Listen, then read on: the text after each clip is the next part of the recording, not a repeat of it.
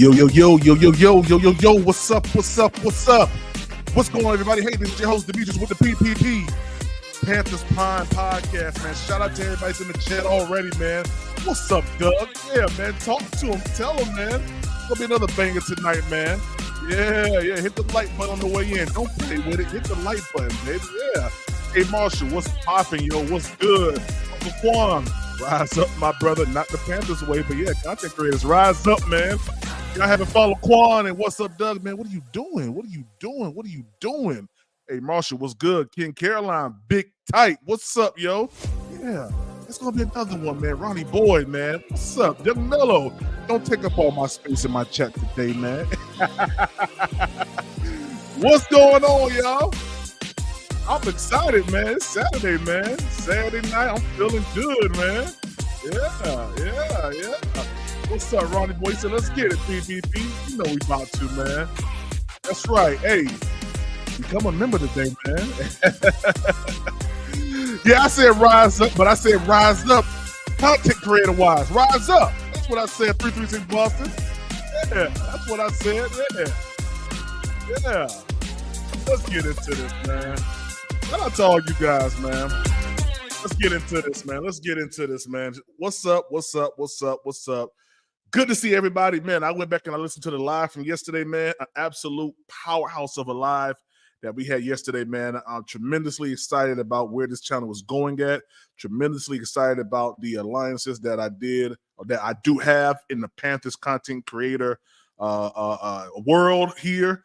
And just excited, man. This channel is going to go far. Everybody else's channel is going to go far, too, who's associated with PPP, man, like-minded people. I'm just excited. I'm so excited. I ain't going to lie to you. I'm excited, man. Have I said it? I'm excited. Yeah, man, we're going to get into it, man. I've been doing a little bit of looking on, social media, and I've been seeing our boy, Ice Bryce, in the offense, out there putting in some decent work, man. I'm not gonna lie, man. I feel like we are light years ahead of where we were last year. Just light years ahead. I mean, just from the way that it feels with the coaching staff. David Tepper, he ain't throwing no drinks on nobody right now. Bryce Young in the offense seems like they're doing their thing. Yeah, I know people will say, well, PPP, we saw them last year, all the receivers together, lined up in a row, working out there in Pasadena, California. But man, listen, there's just something different about this shit, man. Am I on the hype train? I don't think I am. Some may say I am, but I don't think I am. I'm gonna play this real quick, man. I'm not gonna lie. I'm gonna remove myself. I'm gonna play a couple videos real quick, man. And we're gonna talk. We're gonna break some of this stuff down, man. But I want y'all to check some of this stuff out real quick, man. Look at this video yesterday. It was shared from off of a Instagram page. I saw it on Carolina Blitz, man. TMJ, Xavier Legette out there putting in some decent work with Bryce Young. Now, for the life of me, I do not understand why it's in this type of like format, like why it looks like it's in the 1920s, but nevertheless, man, this is Bryce Young, Xavier Legette, TMJ out there putting in some work, man. Very excited, man, to see these guys out here doing this, man. And it kind of goes to what I've been saying. Bryce Young has turned, in my opinion, he's turned a little bit of a corner. All right, he's turned a little bit of a corner. I think that he's gotten the milk from behind his ears. He looks more confident. He's doing a lot more things in practice that he wasn't doing a year prior. When you come in as a rookie, it's almost like your first day in middle school or your first day in high school, and for Bryce, Young, he's the man. He's the guy. All right. He's the guy. He's the number one draft pick. He's the number one QB, and he's the guy. But we all know he's a rookie. So he has a lot to learn. And I think he's turned that corner, man. And I think, he's not going to be that type of rah-rah, in-your-face type, a quarterback. He's not going to be that. He's never been that. He's not going to turn into that because he's in the NFL. So don't get your hopes up in that. Kent Sullivan, PvP, I hope he does, but look at the Cardinals. Not impressive at all. Kyler is better. Kyler is far better than Bryce. And the Cardinals are okay. Well, I mean, hey, that's your opinion, my brother. I do believe that Bryce Young is good for Carolina because Dave Canellis is here, just like in our live yesterday. Shout out to Red Swarm, man. He said, "Calm down, PPP. It's just preseason, baby. Yeah, don't put too much stock into it, baby." Shout out to Red Swarm for that.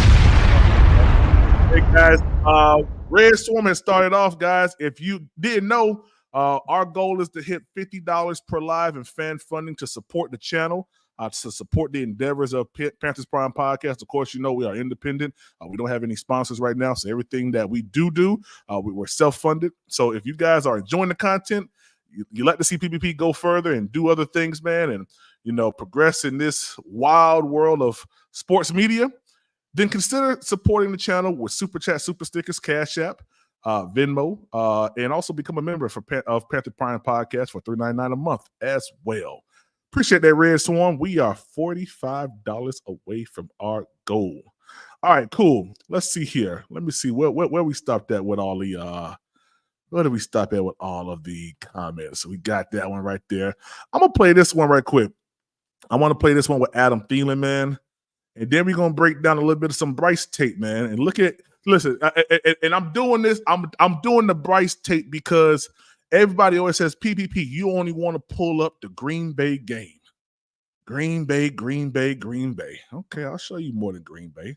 All right, here we go. Adam Thielen right here, working out there in I believe it was in Cali, if I'm not mistaken, getting some work in. He wasn't with Bryce Young, Xavier Legette, or TMJ, but nonetheless, the quote-unquote old man is out there putting in some work, major work, man. And, listen, if anybody thinks Adam Thielen is an old, slow man, you are mistaken. Trust me. And with him moving into what I believe is going to be the slot position, he's going to kill it. Yeah, I don't know why that pulled up. I ain't do my my joints all the way. I ain't edited all the way out. I see that. But either way, Adam Thielen out there doing this thing, man. Excited for that. Let's move on to – actually, we're going to do this. I'm going to go back to this right here, and I'm dropping the link because this is a family affair already. We ain't wasting no time. We dropping the link, man. Those of you who want to pull up on the stage, I'm just excited about what I'm seeing, man. Hey, shout out to Donnie Lynn for that super sticker. Appreciate it, guys. We are $40 away from our goal right now and our fan funding goal of $50 per live. Shout out to you, Donnie Lynn, for that super sticker. Yeah, guys, I'm not going to lie. I'm excited about what the Panthers are doing. Bryce Young, to me, has elevated himself. And I think he knows that he had to play better. He has to play better going into year 2. Why? Because, his job's on the line. And I think everybody's job is on the line because this is a production-based league. All right? This is a production-based league. Shout out to 336 Boston. He says, turn the corner. Yeah, man. The Bryce Young that we're seeing right now isn't the Bryce Young we saw last year, man, during the same time period. It just isn't. He's a veteran now. He's a 1-year vet. I'm not overhyping him. I'm just saying, I'm just putting the paint where it ain't. He is actually a 1-year vet now. So shout out to you for that super boy up here. Dougie, what's up, man? Man, first of all, man, happy Friday. Darn, too. Let me start back over. Happy Saturday night. Yeah, most definitely. Happy Saturday to you, man. Yes, sir, man. Yes, sir. Yeah, man. What's going on with you? Man, chilling today, man. Okay, there we go. Okay. About to marinate this steak for tomorrow, man. Just cooling, man. Oh yeah, man. I feel you on that, man. I've been up all day just chilling, man. Looking at some Panther stuff, enjoying what the Panthers giving out. You know what I mean? You getting overzealous, I think, a little, but I gotta. Hey, man, it's good to be a little bit happy. You know what I mean, man? It's Look, good to be a little bit hey, PPP, like that kid that got his first uniform out or first fit for the first day of school out. Can't wait to let everybody see it. Yeah, hey, that's exactly where I'm at, man. I'm not gonna lie. I'm excited about what I'm seeing. Of course, I'm not trying to overhype it, but Mm-hmm. I am glad that I'm seeing Bryce Young working out, especially with TMJ, someone who I feel, we've kind of scoffed at his whole entire time here in Carolina. Mm-hmm. Well, I'm gonna So ask you this though. what's up? You say a name, and I'm glad you said it early because if somebody Okay. come up, it's gonna be a good discussion for the night. So I Okay. ain't gonna hold the platform up all night because I just want to get my point out. Okay. If you're gonna say that, are you disappointed that Coker and what's the other boy from Coastal Carolina is not out there? No, I'm not really disappointed. I think that Coker, in my estimation, you don't give a guy $250,000 guaranteed. Preach. Okay. If he wasn't going to be on the team in some form, fashion, or capacity. Okay. So I'm not really too pissed or feeling a certain type of way about it. I just think that they have more chemistry together. TMJ, Bryce, and they're trying to build this thing with Xavier Legette because he was the number one pick. He was a first round pick for us. So Mm-hmm. yeah. So not really. But I think Coke is a shoe in, man. I ain't gonna lie to you. Okay. Yeah, I think Coke is a shoe in. Real quick, Shannon Tyler, thank you for that super sticker. Really do appreciate it. Why my applause taking so long? Where my applause at? Look at StreamYard. Look at StreamYard acting crazy, man. StreamYard acting crazy. I'm gonna get that applause out. Hold on, Shannon. I'm gonna applaud you. Yeah, give it a second. Yeah, I don't know why StreamYard acting. It's going real slow. But StreamYard been doing it for like the past 3 days, man, and I had to like reboot it and everything. Hold on, Shannon Tyler. Hey, you didn't broke the system, huh? Man, I ain't break nothing, man. I'm just a little old guy here, man, trying to make some moves. That's it. Yeah, man. Shout out to the real Sunchild, man. He said the whole squad putting in crazy work. That's a fact, man. And I love it, man. I love it. Jay Barmer, what's up, man? Monshireen, what's going on? What's going on? Red Swarm. Hit the link, baby. I know you're not at work today. Boy, you let Red hit that button. Red only got 5 minutes to say something off the wall, and I'm gonna pay that bounty today. I'm gonna pay that bounty on my big uncle head. I promise you, I'm gonna pay it today. I hope he hear me. He come up and he talking crazy. I'm paying that bounty today. Oh man, don't do Red like that, man. Hey, Be Good, what's up, man? Be Good said I've been MIA for a while. What PPP lying about? I'm not lying, man. Hey, I'm just excited about what I'm seeing, man. It's the team is putting in work. The team's putting in work, man, and you got to admit that. Be Good. I know you don't like Bryce Young, but you got to admit that. 2020. What's up, What's going on with you, man? What's popping? One of the OGs. Yes, sir. Yeah, man. Hey, and this right here goes for all the people. I'm about to play this clip real quick, man. This goes for all the people that say PPP. You only want to talk about the Green Bay game. Only want to talk about the Green Bay game. Bryce Young ain't showed no other stuff besides the Green Bay game. Well, let me show you guys. Let me drop the avatars real quick. Let me show you guys Bryce Young in other games besides that game right there. Let me pull. When you come onto the stage, Be Good, please look at the private chat in the back for me real quick. But yeah, I mean, whatever it's going to take. Was it a problem? I mean, you talking about Marshawn Lynch, though. But they had more than Marshawn Lynch. Come on now. Now, we both got to look up the rosters. We can look up the rosters. Marshawn Lynch wasn't the only running back there. But Marshawn Lynch was the guy, though. He was the guy. But again, so and he's probably a Hall of Famer if we're going to be honest. So now, what you bringing up a particular player? Again, I don't see a problem with it. But if we're going to mirror what Pete Carroll did at Seattle, is that a problem? Well, I mean, that's only if the mirror works. And we don't know that yet. Okay. And I got to address you as Shep right now until October. So I'm gonna put respect on your name because when I heard your name come up, I just cringed whenever I heard 336 Boston. But I'm gonna give you respect where respect due right now. So I don't like him either. He think he better than Miami. I don't like him either. Hey man, it is what it is, guys. Y'all know the drill. See, look, don't get too. No. Look, now who got the upper hand before this year? All right, I'll leave it at that. So Look, don't I get just too want to talk to cocky. y'all about the offense, man. I don't want to do this to y'all start talking about this repeat. Y'all don't want to hear about the repeat. Y'all don't want to hear about back to back. So let's just talk about football, man. I had to throw a jab at you, but no, I don't. I really don't see a problem with it. I really don't see a problem with it because again, if it alludes to wins, like you said, if the mirror mirrors the original, what's the problem? Well, the thing about it what's is, really the problem? The majority of the running offenses in today's game don't really win, especially when it matters. To me, Okay. like even down to Baltimore this past year. Well, hold on. Well, if we're going to say Baltimore, I think their offensive coordinator did them a disservice because when you play the Kansas City Chiefs that had the worst run defense and they were running the ball, and then when they wanted to put the ball in Lamar's hand, what happened? That's when the game turned. Because if you go back and watch that game, they stopped running the ball. And even the announcers even were like, why are they start running the ball against the Kansas City Chiefs?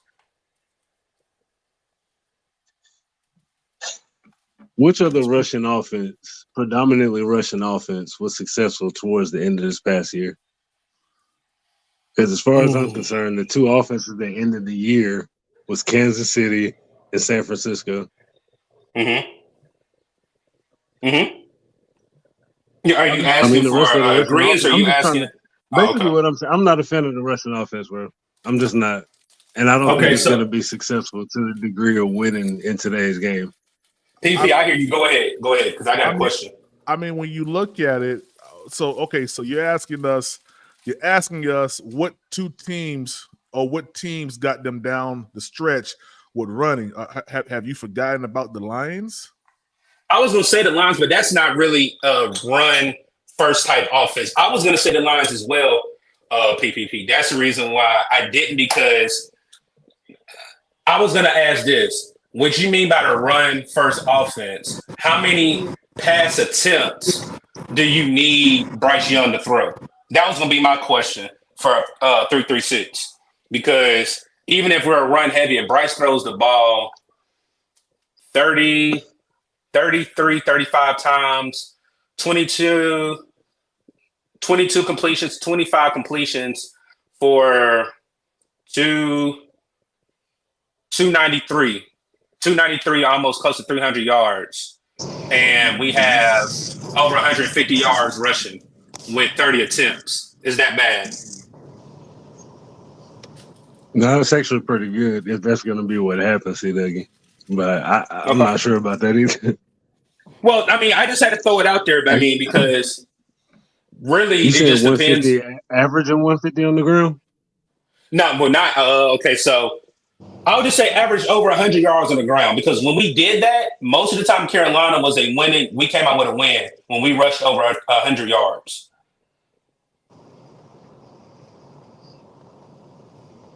We'll have to see. I was waiting for you to say something. I mean, 336 Boston. When you sit back and you look at it, listen. What's the difference in 10 yards passed or 10 yards ran?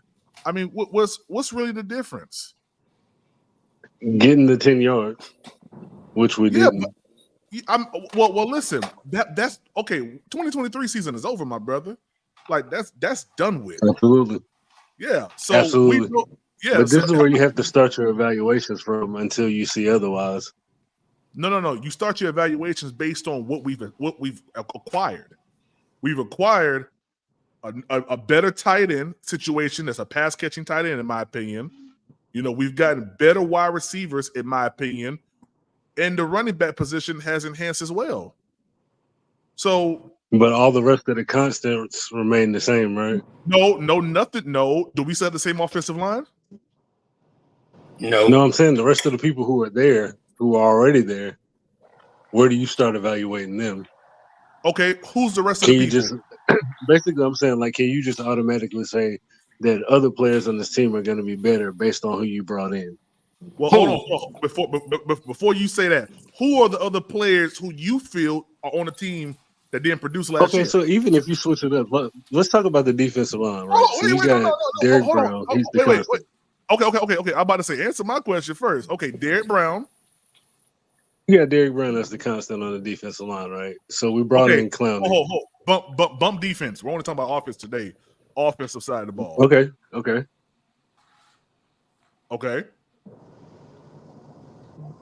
So what are you saying? Like, we're only talking about offense? Okay. Yeah, we're only talking about offensive side of the ball. So who's the constant that you feel hasn't produced from last year that we still have on the team? I'll throw a name out. I'm gonna help. Icky. Exactly. Yeah. Tommy But Trump like I isn't said, necessarily solidified, even though I like him. You know, he hasn't had the opportunity 3-3-6. But I'm gonna say this with Icky. Everybody in the offensive line, and I think we even said it the other day, PPP. You can give Icky all the blame you want, but he's still young, and his coach let him down. We all said it yesterday. Yes, you can say Icky, but when you have a coach that's supposed to coach you up and was not able to coach you up because he was reporting and not coaching, again, like I said, one thing that they said, Icky looks good, but again, you can say that all you want. We'll see eyes on him here in 3 weeks. Yeah. So it's a matter of I'm with 336 Boston there. Like I need to see progression from Icky. I need to see progression or really how Austin Corbett moves with a Derek Brown and an Ashawn Robinson right in front of him. Then when you have the Jets coming in for a joint practice, how are you going to hold up when you got Quentin Williams and those guys coming really where they're going to come full-fledged? They don't care if you get hurt in practice. Nah, So, they don't care. Again, I understand where he's coming from with that point, but again, it's a new year. And one thing that you're not supposed to regress if you have a good year, which in Icky's point, he regressed from the positive that he had for the last 6 games of the regular season during his rookie year. So I do understand where he's coming from with players, but again, they say most rookies may have a good year, or if they don't have a great year, their second year is a learning curve, and what you really get out of a player is their third year into the league. Right. So, yeah, and I especially mean, along if you with move on from Icky, you think about like Miles Sanders. Miles Sanders didn't have a good year last year. He's Miles still Sanders was probably going to hurt. be in the rotation. Miles Sanders was hurt, but also we didn't have the offensive line that he had at Philly. He's Again, I hurt made the now, though, point. isn't he? Isn't he still hurt? No, He's still no, hurt, though, right? no. I thought he hurt something like his heel or something. Wasn't it something like that? It was for okay. So Yeah, he had a heel yes, injury. yeah, he had a heel injury, but just like they didn't have Xavier Leggett practicing, the very next day he had him running routes at full speed. So again, until training camp, when we actually know when they do that physical and they do their conditioning the day before they actually hit that field, we don't know. But from what I'm thinking, it was a precautionary, just like Xavier Leggett. 336 Boston is right. They did say he have a heel injury, but if he's a full go, I think Miles Sanders will have a better year than he had last year. When again, like I said, when you bring in 2 guards that are in the top 10 for run grades and the type of scheme that we want to do, he really didn't have that coming from Philly with the offensive line piece that we had last year. It was 2 different philosophies. Yeah, James Kent. Go ahead, 336. Go ahead. No, I was just saying his running style. He's got that wait and go type thing. Like, I think it might be too slow. You talking about the wiggle? I basically call it the wiggle. Put your foot in the ground and you wiggle, then you wiggle. Yeah. Yeah, I don't know if that's gonna be. I don't know if it's gonna work out for the zone, especially. But I mean, we got guards now. Well, when you look last year, see. the Carolina Panthers, in my opinion, looking at film, they wasn't too good running up in between the guards. They really had a lot of success running outside, the tackles, man. So yeah, I remember. I agree with you on that when we were watching answer this question: is that a lack of players or the type of player that you need? Because honestly, when you think about it, when you get, I forgot the guard, and I was so pissed that we got him that played in Seattle and got hurt, and he came out the street. I cannot think of his name. Oh! You talking about What's his name? I know you're talking about. Golly, then we got rid of him, right? Yeah. Man, I know you're talking about, man. I Then, can't remember his then, name right If now. you got and some, who is it? then I can't think of it. I have to look it up. But then you look at him. Then you look at when you had Kate Mays. Then you had the one guy was it Van. It wasn't Van Roten. That's old. It was another guy that was like an undrafted. Zavala. Well, no, Zavala got hurt. Yeah, Yeah. Zavala came in, and Zavala was Zavala not was supposed to terrible. come in, but he wasn't supposed to come in right away. He was not supposed to I come in know. right away. And so that's what I'm saying again. If you're going to say Zavala, I blame James Campen for the showing that he did. Because again, he's a rookie. He was not coached up. And if you look at some of the mistakes he made, that's college mistakes where you're in the pros now and you coach your player up. So that's what I'm saying. One thing, again, if we're going to blame the offensive line, which I am an advocate for because I even blame Bradley Bozeman, James Campen needs to step right beside him and take the blame for it as well. Yeah, he did. Because he was trash just like everybody else that was on the offensive line. That whole entire offensive line was horrible. You know, if he had to his own and run support, that's what I think the majority. When you look at the majority of the runs that he had, when it was zone runs up to the second position, to the side, it was always 55. It was always 55. He's good. He's good when it comes down to our run blocking. Pass And that's what blocking, I was he going needs to some ask help. you, PPP. I was going to That's ask why you those outside runs were so successful. what portion of the run game was he graded opposed to the passing? Because I feel like we were more of a passing offense than a running offense under Rich. So was that just an effect to the scheme where Icky wasn't as productive as he was when he was with Wilkes? Hey Or was man, that just an effect of the coaching staff and the scheme they were running with Rich being there? Hey, Which Ronnie. one was it? Yeah. Ronnie, I got to be honest with you.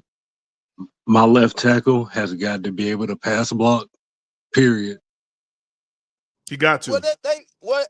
Which are they most effective? They gonna pass at some time, bro. He's And going to during get that paid big series, money, who gets and paid he big has to money? be able to pass block with no Those left exceptions. tackles, your left tackles get paid big bucks. Okay, he didn't come into the NFL as a finished product, bro. That's just a contract. That contract don't have nothing to do with what they think your skill set is gonna be productive based off of where you were drafted. That don't have anything to do with how productive you're gonna be just because you signed a big contract. And He Ronnie, I still agree has to with you. produce. I agree Right. with you. What I'm saying is my left tackle has to be able to pass block with no exceptions. So if his skill set is run blocking better than pass blocking, and you take him in the draft, whose fault is that? Yeah, If you create He's a that's the going to coach. switch scheme, That's the coach. positions or he got That's to the go. coach. That's the coach's fault for not adjusting to where his skill set is at. I feel what you're saying, that's what Ronnie. I'm saying. They Yeah, want to say, Well, well, he he has was to he play was right signed tackle to a then. big contract. That's the He excuse, got to man. play Why didn't right he get tackle then. I'm paid then? sorry. It's what you would negotiate. It's not what you worth. If he had I think somebody he that might be a great negotiates a right tackle. contract for him, Hey, say 336. what now?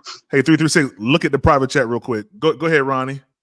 If you have an agent, man, and they're saying you're projected to go in the first round, top 10, what is your agent's job supposed to do? Well, your agent's job is supposed to get you the most advantageous contract that there is. Exactly. You know what I mean? So, you know, I yeah, don't think it has nothing to do with what they pay you. Now they pay you based off the projection. They don't pay you based off of as a rookie what you did as a rookie, bro. You go into your second year, they have high hopes for you within your second year, but yeah, you already been paid. yeah, So now it's up to the coaching staff to coach you up and create a scheme for the whole entire offense that's productive for each position. yeah, Everybody got a role to play, man. You can't just say, well, I need him to pass block. He know he got a pass block. But what kind of scheme have you created to put that offensive line in the best position to pass block up to their expectation? yeah. Yeah, I agree with you. Block G, what's up, man? Hey guys, we got 75 watching, man. I don't got 75 likes. Hit the like button for me, all right? If you're enjoying the content, you love the content, you love what we're talking about, man, show support. Super chat, super stickers, Cash App is in the ticker up at the top. And yeah, let's keep going. Hey, I actually like what this comment right here, man. It was a known fact in college that not need was poor at pass blocking. Yeah, I mean, and I'm thinking to myself, what changed from the time when Wilkes took over till last year? And to be honest with you, it's nothing more than just scheme. I mean, that's really all it really was. That's what it was, scheme. I was saying scheme when you said it. I was on mute. Yeah, that's all it was. Yep. Hey, but PPP, I'm gonna let somebody else pop up, man. Like I said, I'll come pop up on you, man. Definitely support you. Like you said, man, it's 70 plus in the chat, man. Y'all hit the like button. If you don't know where it's at the 3 dots. You'll see all the information. Hit that like button for my guy. If you're new to the channel, subscribe over here at PPP Panthers Prime Podcast as well, man. All right, appreciate you, C. Dougie, man. Yes, sir. Yes, sir. Yes, sir. Ronnie boy, let me ask you a question. Let me pull you up here on the screen. Let me pull you up here, man. All right, let me ask you. Hey, man, listen, I enjoyed the conversation from yesterday, man. It was dope. I ain't gonna lie to you, man. I enjoyed it too, man. I had to cut short on y'all, bro, but I got my words in the beginning, so we good. Yeah. Nah, it's all good, man. Listen, man, I'm gonna be honest with you. I think that when we look back at the 2023 season, we have to put a pause in the blame game, especially going to Bryce. We have to. We give Bryce what he's due. All the interceptions, the fumbles, give it to him. Right. Give it to him. Yeah, I agree with that. I just think last year, man, was an anomaly, man. Like you just gotta clear the deck, man. Canales is gonna break Bryce all the way down. He gonna break everything all the way down to the floor, man. And he gonna build it up in his philosophy and in the way that he sees this offense should run, how effective it's gonna be. He's gonna strip it all the way down. And that was one thing Rich didn't do when he came in. Frank, he did not break the offense all the way down. He did not do that, man. He and everybody had a voice. Why does the offensive coordinator, not the offensive coordinator, but why do people that are not in a position of running the offense have anything to do with who's being picked? I feel like, now, this is my opinion, the GM and the coach should be aligned. And the people that they bring in should be under the umbrella of understanding the philosophy of the head coach and the GM. And what did we have? What did we have when Rich ran the offense? They had a whole bunch of mouths in one room identifying what the coach need or what the team needs. And I don't think that's how it should go, man. Nah, that's not how it should go, man. That's why when you saw, that's why when you saw the year that Steve Wilkes was here, it was detrimental to us when we got rid of Christian McCaffrey. But when you saw how they span that tandem of running backs together, man, listen, man, it worked like it worked so smooth, man. It was butter. It was butter, bro. It fit what we was trying to do and what we needed at the time. We didn't have a strong quarterback. Now, Sam Darnold, people can say Sam Darnold was this or that, but Sam Darnold just had an arm. That was it. And he was able to throw it downfield. But I don't think Sam Darnold was not the future of Carolina, man. He just wasn't. He was a stopgate. Yeah. Hey, Al, real quick before I bring you up on stage, Al, do you see the message at the top inside the private chat? Let me know before I bring you up, okay? That's how we're gonna do this thing right here. Make sure if you guys are gonna come on stage, make sure that you read the top chat that's inside there and just say, yes, I've read it inside the chat, then I bring you up, all right? But yeah, man, hey, listen, I agree with you, man. I think that's what Canellis is doing. He's breaking everything down to the bare basics, going back down to footwork. Everything starts on your feet. If your foundation is horrible, you're not going to be able to get the ball out efficiently, man. At all. You're just not going to be able to do that. At all. At all. And that was one thing I saw that I was kind of like, okay, if Bryce is going to be successful in this offense, man, he has to have a coach that can implement a scheme that fits his talents. and what he's capable. I didn't like Bryce when he was at Alabama, man. I fell to all the things that they were saying before he came into the draft. He was too small. He didn't have the arm strength that everybody was expecting.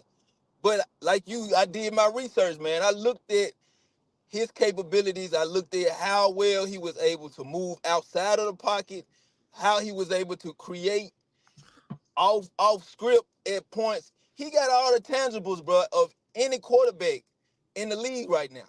Now, can Canales put it together to where we see those tangibles in front of us each game on a week-to-week basis? I think he will, because he's the type of coach, man, where he can inspire. When I was listening to Frank Reach, even when I would listen to Matt Rule, they did not command the what is called the pregame, not the pregame, but after the game, when they would have commentary as to what happened throughout the game, and they was talking about why they was doing this particular scheme versus that. He didn't command the room. Even with reporters, he didn't command. When I saw the coach that was doing cams, he commanded the reporter room, man. You could not ask him a nonsense question, man. He always had an answer that everybody was satisfied with. That I thought. Now that's my opinion when I saw it. That's a fact. That's a fact. Red Swarm, Al, what's up, man? How y'all doing, man? Hey, what's going on, y'all, this evening, brothers? Hey, man, just hanging in here, man. What it do? What it do? What's good? Enjoying Hey, the what's happening with you, Ronnie and Al? What you said, Swarm? I say, what's going on with you, brothers, man? Oh man, I'm doing good, Swarm. How you doing, brother? How you doing, bro? I'm Taking good. it one day at a time, brother. Taking it one day at a time. Hey, man. PPP, I Yes, didn't sir. see the statement that you had back there. I gathered from the gist of it, how you want us to conduct ourselves. So I'm with that, and I respect that. We've talked in the past about where you're at and where you're going. Yeah. And it makes sense. Let me just say that, man. Kudos most to def. you, my brother. What's the Nas song? What's the Nas song, Red Swarm? All we need is one mic. All we need is one mic. Yeah. You know that song? Yeah. Are you y'all might not know the song. Nah, I know that. I know that song. Yeah. Yes, So, sir. Red, what's up, Red? What you think about what I said, Red? I was waiting on you. Well, I gotta give y'all a different perspective because I'm from a different football team. So yes, sir. Yes, sir. I'm gonna give you a different perspective. I understand what it's like to have, expectations and your views of your team and what we think and want our team to be. I even respect what you said, PPP, when you say, I don't give a jump what the media say about my team. I'm entitled to my own opinion. So I've said this before. I can make it plain and I can say it again. I like the moves that y'all made in the offseason. Mm-hmm. I told you what my win projection is based on what I think will happen with a new head coach, a first-time head coach making the jump from his first time as a coordinator. The NFL doesn't have a long history with that. But I like what I saw the Tampa Bay offense doing last year. That's all we have to go off of. Right. So I think that the weaponry that Tampa Bay had, you guys are developing but aren't there yet. But I do expect y'all to have a 4 to a 5 game jump this year. I see 6 games, 6 wins and 11 losses for y'all. Okay. But I think that it'll be the look of it will be y'all gonna shock some teams. Y'all gonna beat some teams that people don't expect y'all to. And I think it'll look, it'll settle down some of this talk about whether Bryce is y'all's quarterback or not. I think he will be y'all quarterback, at least for the duration of his rookie contract. Mm-hmm. So yeah. I mean, I agree with you on some parts. Of course, I think that the Panthers have set themselves up for at least about 8 wins. Yeah. I always toss because I think that your path to always to anytime you're a team, your goal is to win your division. That's first and foremost. Yeah. And if you can't ink out at least 3 wins or more, you place yourself at a disadvantage when you're hoping that you can get your wins on the road or from another division opponent. Yeah. So for me, if we can't at least win 3 games in NFC South, I don't see us even coming close to we're not anything getting playoff nowhere. wise. Oh no! If we can't win 3 games in the NFC South, bro, we done for. Yeah. We're done for. Yeah. I wholeheartedly Oh believe. no! We got to win the division. We got to win the division because our off conference schedule is crazy, bro. We got the NFC West, AFC West. We got really good quarterbacks in this motherfucker that we got to play, bro. We can't compete with those quarterbacks, so we gotta win the South to win first to at least get there to have a chance. We can't compete with those guys. So let me ask you this question, Al. I'm pretty sure you remember the schedule. What teams do you think we don't have a shot at winning against? The AFC West and the NFC North and the NFC North and the NFC North. We're playing them too, right? Are we playing Joe Burrow too this year? Yeah. We played Joe Burrow. Are we playing Lamar Jackson also, or is that just a one-off? No, y'all don't get them. No, we don't get them. Only the number 1 seed. That's just a one-off. That's just a one-off with Joe Burrow, huh? Yeah. Mm-hmm. Yeah. Okay. No. We all play the AFC North, but the ranking from their division matches up with the the Bucks played. Okay, so who are you guys playing? Because the Bucks won our division and Baltimore won their division. They're playing the Ravens. Yeah, 1-1, 2-2, 3-3, 4-4. Okay. I see that. Okay. Now see that breaks it down really good. That was a great explanation right there, bro. Yeah, it really was, Red. Yeah, it really was. So who's Atlanta played in? We played the Steelers. AFC North. I played the Steelers. You played the Steelers? Yeah, we got Pittsburgh first game. Yeah. Yep. Okay. Yep. Nah, that was a really good explanation right there, bro. Because I never knew how that shit worked. Yeah. I kind of did to a point, but I didn't really look in depth to it. Yeah, get that nigga an applause. What the hell are we waiting for? Bam. That's what's up. No, that's good though. But we ain't beating the Bengals, bro. Fuck no. Oh hell no. We ain't beating the Bengals. That's a little better, Al. That's a little better. Yeah. We it's okay. We gonna work on it. Yeah. But here's the thing about the Bengals, though, Al. With us playing the Bengals, I've always said this: if you can get Joe Burrow early, you have an opportunity, man. You have an opportunity. I don't even know what that means right there, because this is the same shit that somebody be spewing in certain chats. Al, I don't even know what that means. Al, stop cussing. Please stop cursing. Yeah.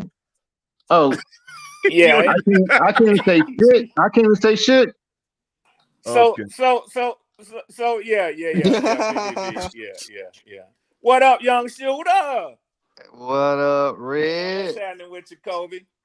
What's up, man? I'm just chilling, man. I'm tired as hell right now, man. It's been a long week, bro. I had a long one too, man. Man, it's been a long 2 weeks.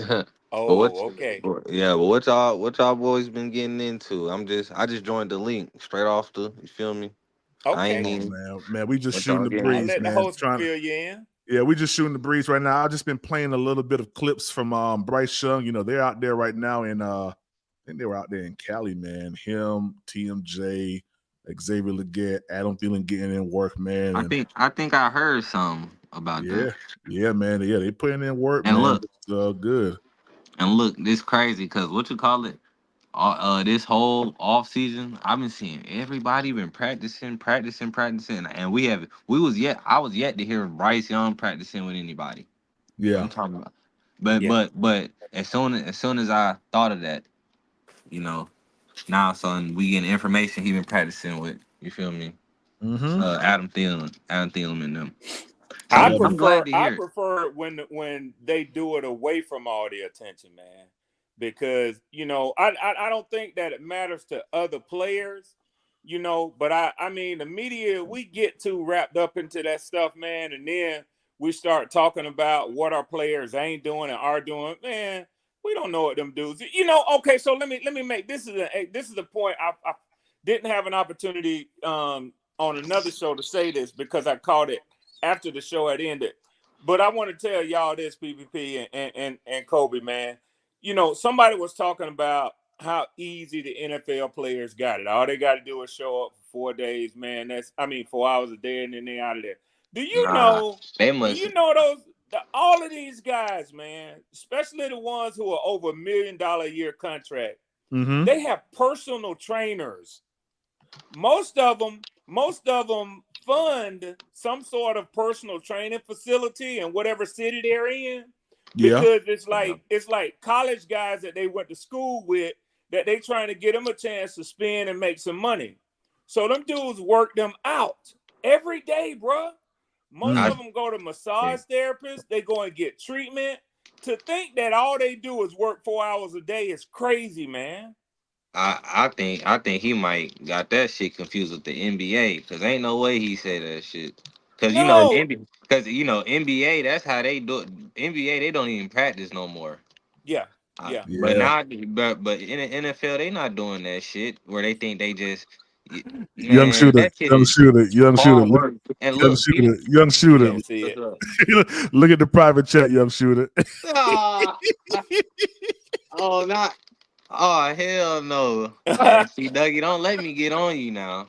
Don't let me get on you now, goddamn. Looking like Uncle Phil over there. He ain't seen it yet. Nah, young shooter. Look at the back chat. Young shooter. Well, hold on, I ain't see the back. There's a statement in there. Yeah, look at the back. It's all Hey, good, but PPP, man. while he reading that, this is what I wanted to tell you. Hey, hey, my fault. I forgot. We just got Al off of here. You good, man? It's all good. Hey, look, that's how you know I just been out there. I'm just now unwinding. Hey, I got you, PPP. I got you, PPP. It's all good. It's all good. What you about to say, Red? So this is what I wanted to say, and for the people who in the chat calling me Blue Swarm and here Red go with this crazy talk. I got to keep it 100. I got to keep it fired up. I mean, if I come on here and I'm laid back and I don't bring no energy, and y'all supposed to hate me, I'm the enemy. So that it's good to get off some of that good negative energy sometimes. So I'm your Huckleberry. I'm your Huckleberry. You the Huckleberry? Yeah, man. And Red, I seen that. You was week by week you getting more and more feisty. I love it. Hey, Kobe. You know what I'm saying? It's getting there, bro. I can't be mad at you. I can't be mad at you. Yes, sir. Hey, but PPP, this is what I got to tell you. What's up? All right, so it's just to throw it back so we can have a little sparring, a little spout off of what you said about catching Joe Burrow and the Bengals early. Yes, sir. Because they kind of start the season slow, right? Mm-hmm. Do you know y'all have started the season slower than anybody in the NFL? Wait, hold on. Don't you think they want to catch you early? Dating back how far? The last 3 years. Okay. You sure? And I'm positive. And hold on, I have a question about that. Because if you remember the blueprint, Dave Canales, he said, "Hey, we're so far ahead of where I thought we would be." So, and now that you say that, are we really, just because it got me thinking? You feel what I'm saying? We might be ahead of where we are in our, you feel me, our facility and our team, but are we behind in the league wise? Are we still behind? So that got me thinking, Red. I don't. That got me conflicted. Hey, real quick, Pop, before you talk, make sure you read the back chat for me. And Al, yes, I did block you for that. I did. So yeah, I did. Thank you. I did. I'm trying to do something over here, Al. And if you don't feel that it's important to listen to what I say on my platform, then you don't have to be here. All right. So You gotta respect the platform. Yeah, have a good one, my brother. All right, let's go, y'all. Poppin' Burley. Pop, what's up, man? What's up? You know, unlike Al, I got etiquette. Hey, Just tell Poppin', I'll call your mama. You know, right? Let me bring Mr. PPP down a little bit. You absolutely have things to worry about. Talking about we only gonna talk about offense. It ain't just your boy Icky that you got to worry about. You got to worry about if Robert Hunt gonna stay healthy because he just got hurt last year. You got to worry about if any of these tight ends gonna show up. I mean, you putting false hope in some of these players that ain't did nothing. And my man just asked, "Are we behind?" Yes, we behind because we have no chemistry on offense yet. Yes, we're behind. Chemistry is formed throughout the season, my guy. And I how told him to slow down. It's just the preseason. once again, hold on. I'm gonna give you a prime example. The first time you knocked down your lady, it may not have been the best she's ever had, but it got better through time, right? It was because it came through chemistry, my boy. So these boys have just gotten together. Xavier Legette just got there. Okay, the running back that we drafted, he ain't got no knee right now. Your other running back, Miles Sanders, is nursing a heel and still trying to get back all the way 100. So, right, there's many things on this team that we have to sit here and worry about. We can't just sit here and say, "Oh yeah, we have been fighting the injury bug for the last 5 years." And not only that, have we not forgotten that this is Canales' first time being a head coach? I'm not talking about that he did calling plays or doing other things in the organization. And Seattle, he has the whole team to worry about. He has to spread himself to each and every room and make sure they're on one accord. So yes, you absolutely have something to worry about. Hey, Be Goods, can I ask you a question? Be Goods, can you hear me? see Douglas. What's up? You already know. What up, Yes, sir, my boy. You already know I had to come up and fool with y'all. Like I said, I'm gonna behave. Look, I'm gonna behave. I'm gonna ask Be Goods this question. Sean McVay. Be Good not up here. Who's it? That's Poppin'. That was Poppin'. Hey, my bad, Poppin'. Man. I said etiquette. Damn. Oh, my bad, man. That's the only one I'm gonna let slide. My bad. Poppin', that's my bad. That's my bad. Because that's disrespectful to call you another person's name. That's my bad. I'm gonna say a couple of names. Sean McVay. What about him? He never called plays and look at the success that he's had. When you call that anomaly? Okay. What about No, we can keep going. What about Minnesota's head coach? What about him? Offensive coordinator. He was an offensive coordinator. He was a coordinator. Hold on. He was an offensive coordinator, then became a head coach. Came off of the same tree too. Okay, so I'm gonna give you Red, thank you, Red. Don't give him Red. Don't do that. See, because you answering where I want him. Okay, go ahead. What you got, Papa? So what y'all gotta understand is you can't compare everybody woman to everybody else's. Nobody's doing that, but nobody's doing that. That's what you just did. You just told me he's gonna be just like somebody else. I didn't say that. I did not say that. If we play the tape, what I'm saying is, what are you insinuating? You're asking if that person did so and so, right? That's basically what you asked me because you give me a name of a coach or a coordinator that became a head coach and had success. Or they came from that same tree. We could look at the Belichick tree and see none of them guys were successful. None of them. So if you do that, you're also comparing and contrasting another tree to a different tree. I was just giving you two names because the reason why I was doing that is we don't know what he can be. Yes, this is his first year coaching. But what I'm saying is, but you can't say he about to do this and do that. We don't know, so you got to keep it 100 with yourself. But we are, but I don't think anybody said that on this panel today. That Dave Canales is going to come in and just be wonder board wonder. Nobody said that.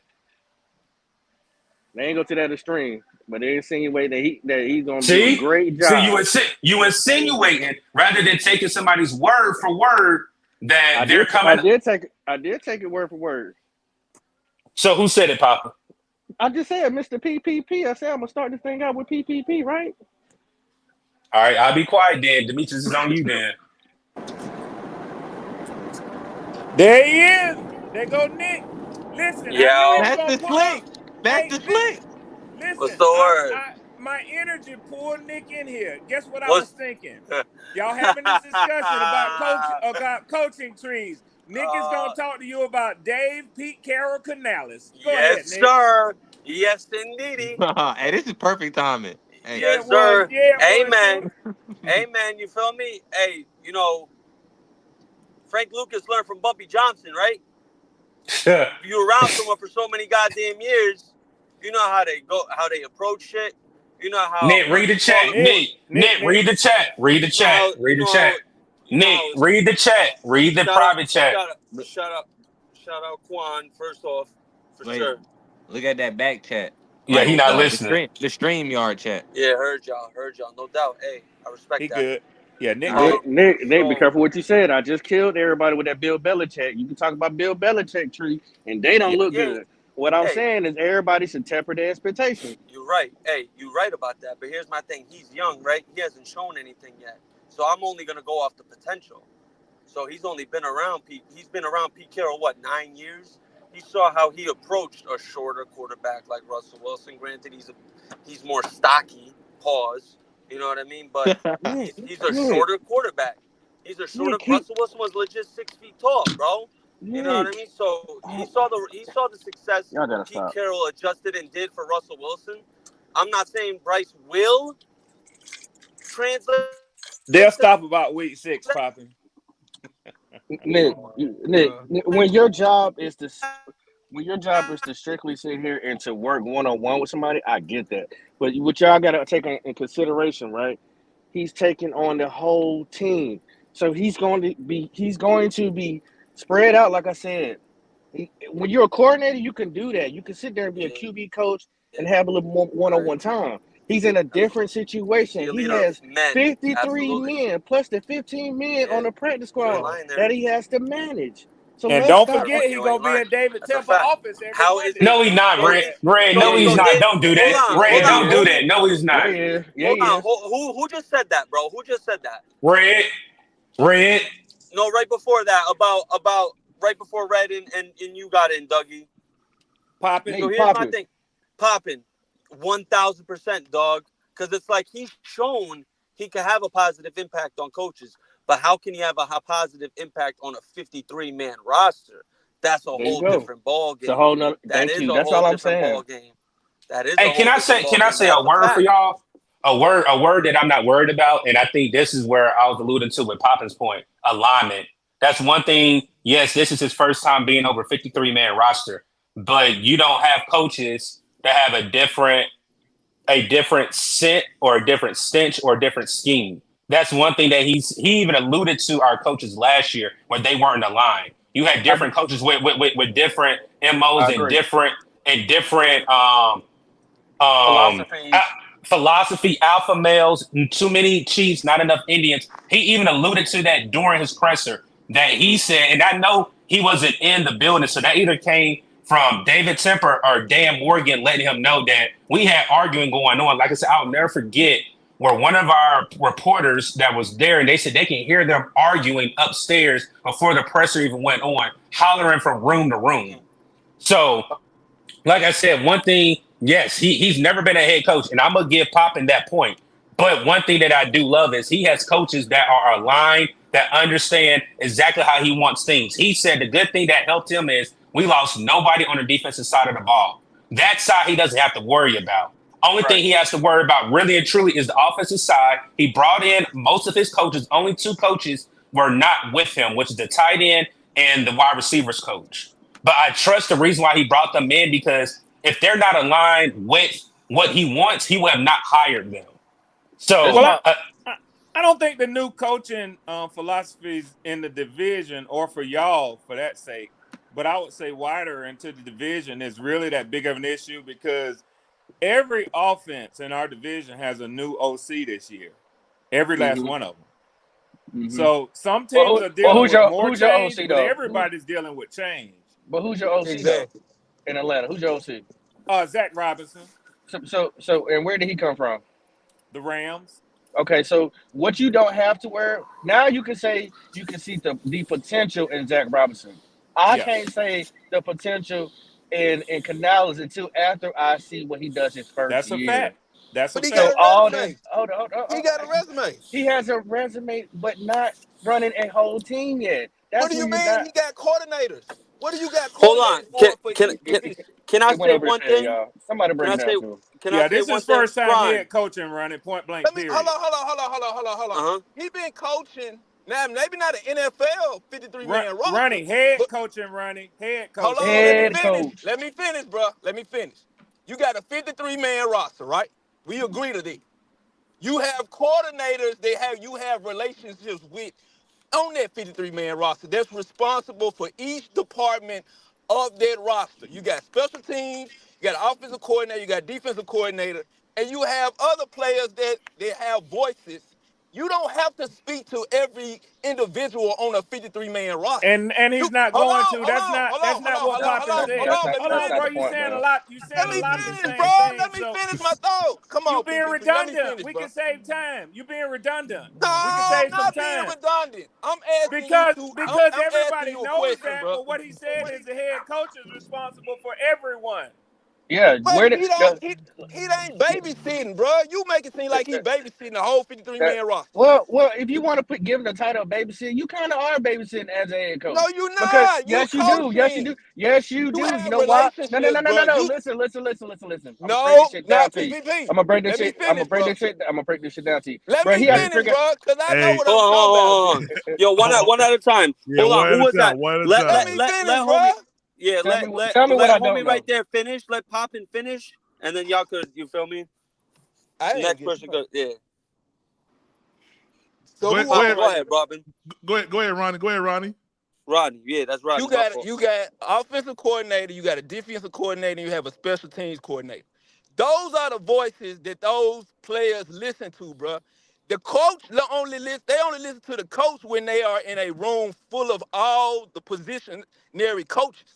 That coach don't have to pay attention to every player. He ain't babysitting every player on their team. Those coaches are his voice. So when you say he has to coach a whole 53-man roster, you making it seem like he got to talk to every player on the team just as much as he talks to his coaches. And that is not it. No, Real I don't quick, agree with that.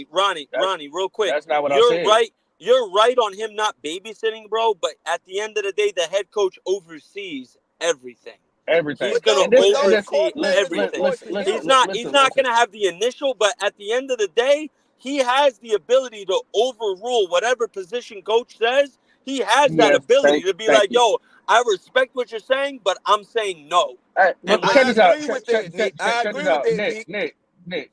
Let me get this point in. Even Jesus had his disciples. Did he not? Even Jesus had his disciples. That's the same thing. But what I'm telling you is, Drop that bomb, PPP. drop the Ain't bomb, no bomb PPP. Drop for the nothing. bomb. Drop the bomb. Ain't no bing bomb. Ain't bong, no bomb. But listen, check this out. This man has to figure out what hotel they're gonna be in, when they're going to practice, No, he don't. when they go. nah, they got certain people for that. Thank Yes, you. they What are you do. talking Right. When they gonna practice, how long they His practice, head what coach is installs, focused what on the X's and O's. That's it. Thank The you, X's and bro. O's. Come on, so dog. you telling me his coordinators come up with a playbook. He don't have nothing to do with that. It's what the head coach installs as far as the offense. That's The defense, he's everything. already I'm let known. every We're rocking with a gyro. What he's listen. rocking with them. He's not having Listen, no say in the Nick. defense. I bet you the coaches also even plan when they fly out. You know they can fly out No, early. bro. Yes they do. Google it. PPP. Google it. I bet you the head coach even decides Bro. when. I just want to I'm really finna stress in turn the my mic fact off, Hey, that PPP. who I'm finna does it? turn my mic off, G. Dave Canales Who who had does a it? very has had an up close perspective in how Pete Carroll did everything going back to USC. So and I've said this once and I'm gonna say it again. Pete Carroll, if you're You need to stop that, Nick. I'm yo This bro, boy. Nick, bro. This, Listen, you learn from you the going a best. little too You far learn from the best, bro. with elevating a position coach to being a so coordinator. He hey, But was that's never how a everyone coordinator. starts, brother. He was never a Everyone starts as coordinator in position. Seattle.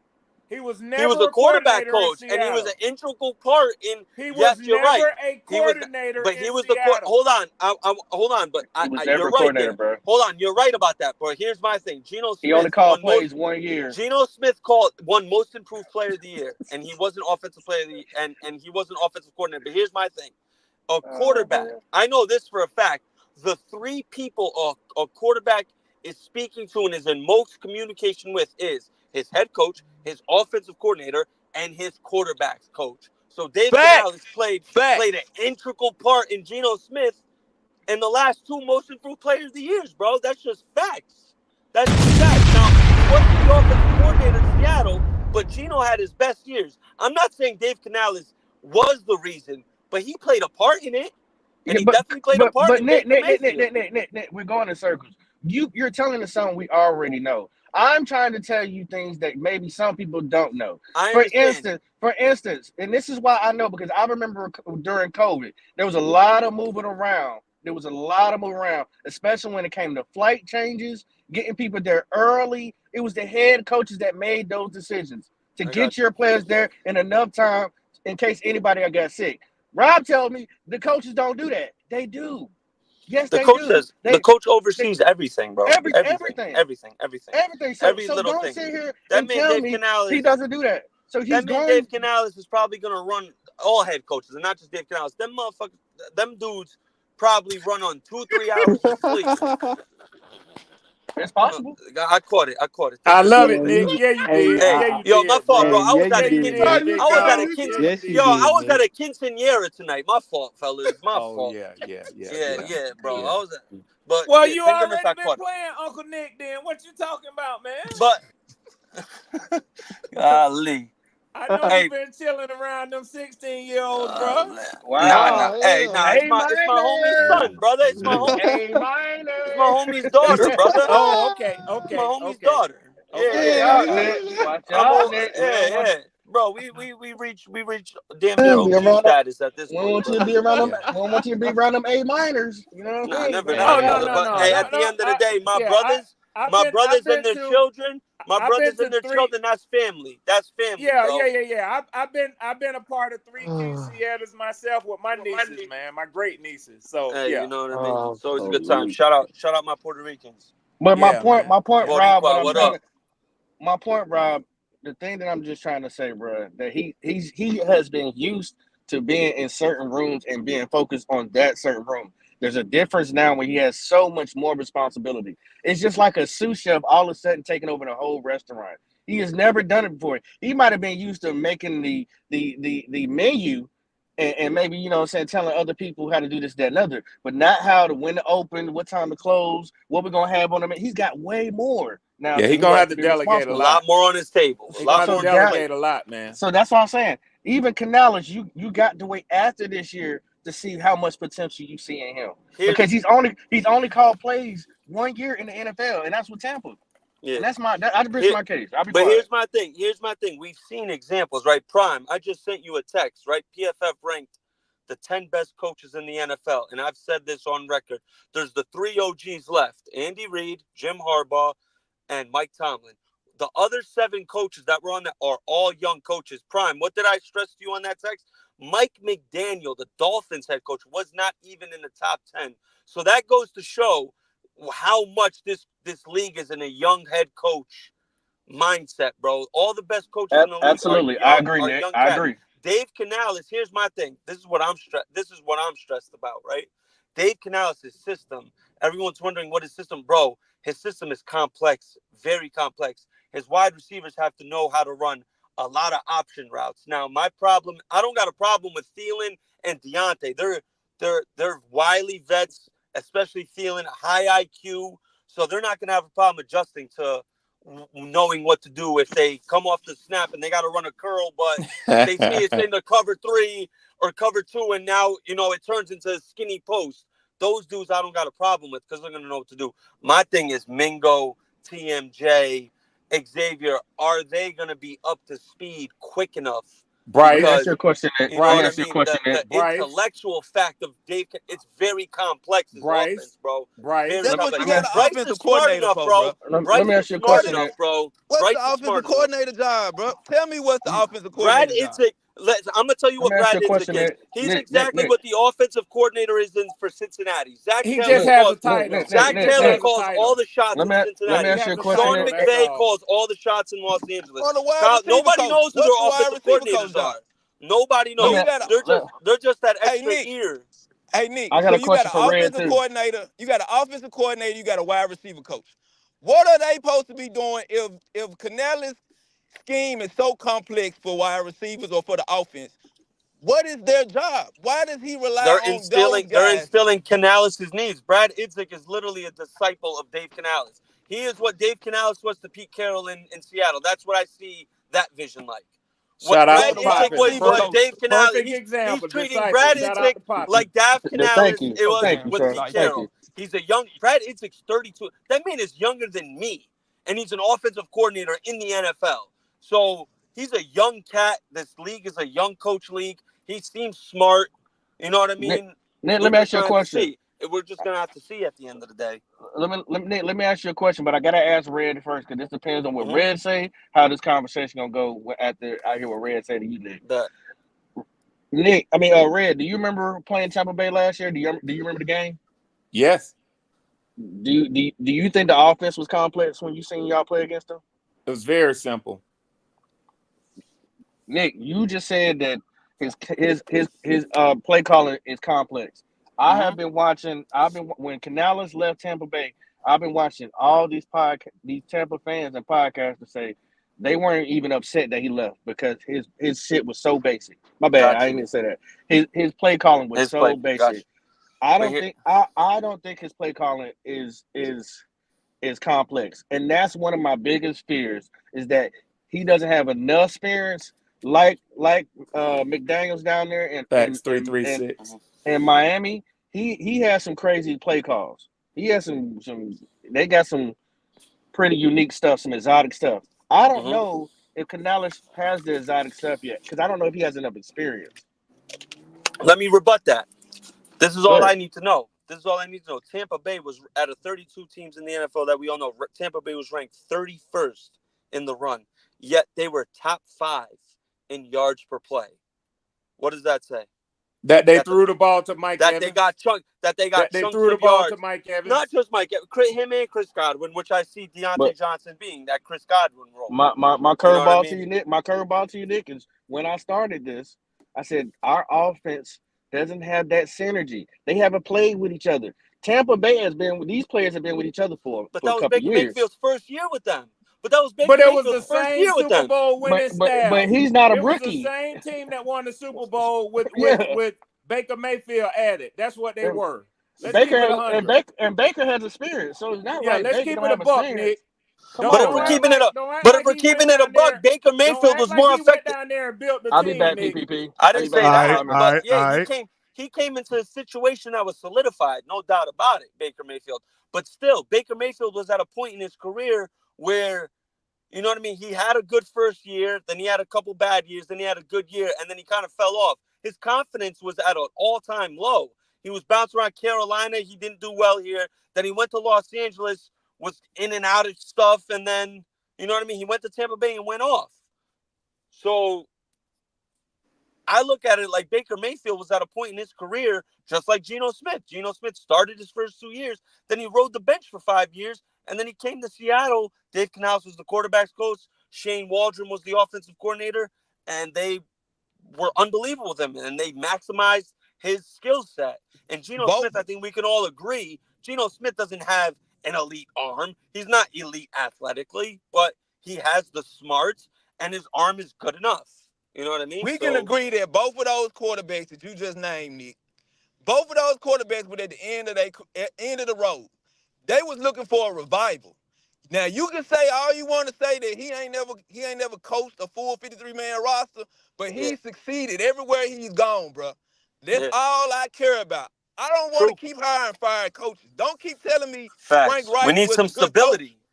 when he been fired before. I don't care what job I apply for. They gonna look and see, was he fired before he came here? That's the number one question they That's a ask you, fact. bruh. So I don't want to hear about he ain't never coached. He succeeded where he's gone. So kill that, bruh.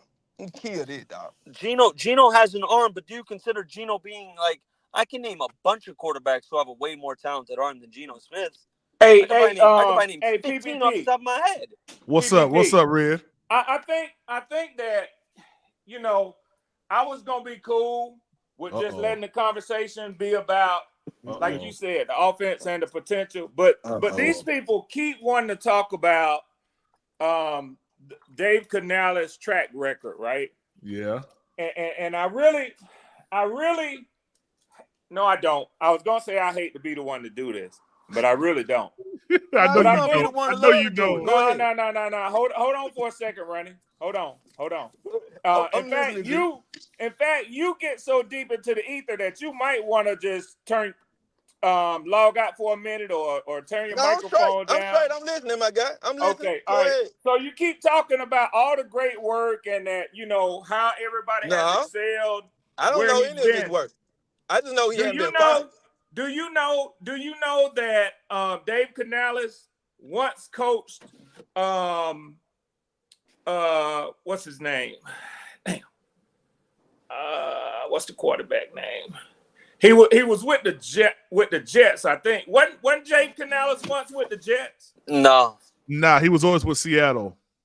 No, he coached Chad Pennington and Kellen Clemens too. No, bro. Yeah, he did. Chad Pennington. We're talking mid 2000s. Dave Canales was like 25. Nick, before you open your mouth, go and look. What, at Marshall?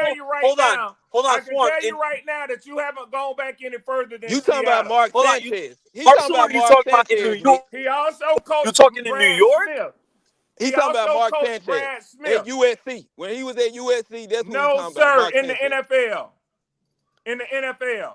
He coached under Eric Mangini and Brian Schottenheimer. So what y'all gonna do is y'all gonna stop that talking about how far along in his career was he before he started working with those coaches? How far along in his career was he? Okay, so what you want to do is I'm asking a question, bro. all he I'm ever just asking worked you a with question. was Geno I'm Smith. just asking you a question. How long was he tenured before then? How long was he? Hold on. I got it. Hold on. I pulled it up right here. If that's what you want to do, Ronnie, I'm cool Dave with Canales, that, bro. I'm just asking you a question, bro. Hold on. Swarm. I got it right here. Dave Canales coached at USC until 2009. Till 2009, then he came into the NFL in 2010 with the Seattle Seahawks, and he started with Pete Carroll, and he was with the Seahawks for 12, 13 years. Where did he coach before USC? I honestly thought he was with a middle school, a private school. Where did he coach before USC? Oh, hold on. Where did he coach at, Red? He was a strengthening coach for, I think, either Seattle where did he coach or he was in 2007 and 2008? Y'all go do your homework. All right, let's see. 2008. It says from 06 to 08, he was at El Camino, which is a high school, and he was the special teams and tight end coach from 06 to 08. That's what it says on Wikipedia. And then 09, he was the strength and conditioning coach at USC. Well, that's your first. And that's your first mistake being on Wikipedia. Nah. It says right. Football Reference. Nah. Come on. Hold on. Here it is right here. Go to Pro Football Before Reference. joining the Seattle Seahawks, Canales worked as an offensive assistant for the New York Jets 2007 to 2009. Yeah. Get off of Wikipedia. Hey, Nick, just a quick statement to you. Okay, so what does that mean, though? Nick, hold on. What that mean, From my college days, you cannot cite Wikipedia in any literary report that you do. But hold on, what is your point on this? Because anybody can update Wikipedia. Did you know that?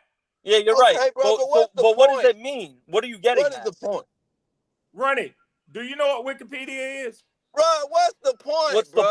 What's the point of him being at the Jets? My point is that just you trying to argue with hold on, that means means Wikipedia. To me, that I just said means go to Pro Football So you're telling me Dave Canales is 43 and 16 years ago when he was 25 years, 27 years old. He was already a coach in the NFL. So it gives me more reason to believe that he's ready to be a head coach. It gives me just more reason to believe. More. Hey, He was PPP, you getting a 27 little years old biased with that. on You the getting a Jets. little biased with that No, bar, I ain't getting biased. I ain't getting biased. I'm Yeah, staying out of you it. getting real Hey, biased with no, that. I'm not But it getting don't biased, bother man. me. It don't bother me. In fact, it actually 2007, fires me up. It actually 1643 fires minus me up. 27, bro. It actually fires me up. Red, to But be honest Nick, with you, I'm not doing that at all, Red. Hold on, I'm being Red. dead. tell Hold you on, something. Red. Hold on. I want to add something, Red. That was when the Jets were at their dang near highest, right? 07, 08, 09. That's when they were in the conference championship game. So it just gives me more reason to believe that Dave Canales saw what it took to at least be a playoff contention team. Hey, so Nick, he's let me ask seen you a plenty. question. Let me ask you a question. Yeah. Normally, there's an order in which coaches move up the coaching tree, right? Yes. So you typically have like a wide receivers coach, then he becomes a quarterbacks coach, then he becomes a passing game coordinator, and then he becomes an offensive coordinator. Do you know that Dave Canales was passed over 3 times in the Seattle Seahawks organization as the quarterbacks coach and passing game coordinator for different offensive coordinators? What does that mean? That means he wasn't the brightest. That means he wasn't the brightest light bulb in the house. Okay, that's a fair assessment to make. But here's my rebuttal to that, right? You could someone could be high potential wise, and you could just think they're not ready yet. That could just be a simple case of and that's exactly what PPP is saying. He ain't ready yet. He wasn't ready yet at that time. I think he's ready now. Hold on, Nick. Hey, Nick. That, so the offensive. Hey, I didn't say it. Hey, PPP. Guess what? So the Chiefs offensive coordinator is not capable. So you pretty much PPP, saying the Chiefs offensive coordinator not capable. Hold on, guys. One person at a time. What you say, Red? I said I didn't say it. RTP said that, didn't he? Hey, man, listen. Yes or no, PPP? I didn't say that. Yes or no? Hey, did RTP say that on your show yesterday? RTP did say that. He did say that. Thank you. So what's up with the Chiefs offensive coordinator? Why he been looked over? What's up with the Chiefs offensive coordinator? Why he been looked over so much? He not ready? Because it was Andy Reid. It wasn't him. It was Andy Reid. It wasn't him. Now, Rick, I will say this now because I just got some. I think C. Dougie sent it to you. When I look at his career history, it don't even show that Jet stint. I mean, he was an offensive assistant. I mean, we don't even know to what degree that he was actually a part of the team. Like, we don't know to what degree. Yeah, I didn't see it either. Again, like I said, you got to go to Pro Football Reference. Go to a reputable site and get these references. Okay, but what point year does that make though that he was with the Jets for? I mean, what point does that make though? My point is, y'all keep acting like everything, like he's got the Midas touch. Everybody who has been around him and smelled his cologne has turned into an NFL MVP. That's what y'all sound like. PPP. Okay. Hold on. Nobody ever said. Hold year? on. No. We're not letting Red Swarm try and put words in people's mouths. Nah, Nobody said on NFL MVP. Hold on. We ain't letting that go. And nobody said anything about no damn NFL MVP. Drown them, Nick. Go ahead, drown them, bro. No, Red. Nick couldn't drown me if he threw me in the Atlantic Ocean. I can swim, bro. Trust and believe. Yo, real quick, Big Tight, Monster Ring. Like what's up, yo? What's up, going on, PPP? I was gonna say, man, what year was that when he was at the Jets? Because I didn't see it nowhere. What up, Moby? What's up, Big Tight? They saying 07 going to on, 09. They saying 07 to 09. Look, Nick. It say he was at El Camino from 06 to 08, bro. That's what I'm saying. Look, That's what I'm 09, saying. he was with. Hey, guess what? He was with He was USC. with USC. That's what I'm saying. Look. Hold on, fellas. Gotta sound the alarm. Andrew, what's up, Andrew? Oh, snap. Here we go. Let's turn up now. Andrew. Let's go. Dave Canales supporter here, right here. This is what I need. Hey. What's up, Drew? Hey, I'm sitting here listening to Red talk about our coach. You realize, Red, that you hired a head coach that has a 21-38 record as a head coach. Talk to him, Yeah. Andrew. Yeah, Talk to him, Andrew. Whoa. Yeah.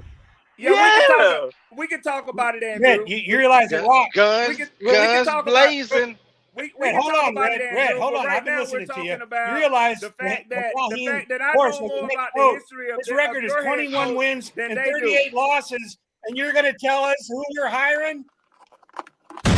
Hey, Yeah. in the Tri-State, Yeah. that's what we call Yeah. Bing Let's go, Bong. Andrew. Bing I am. Bong.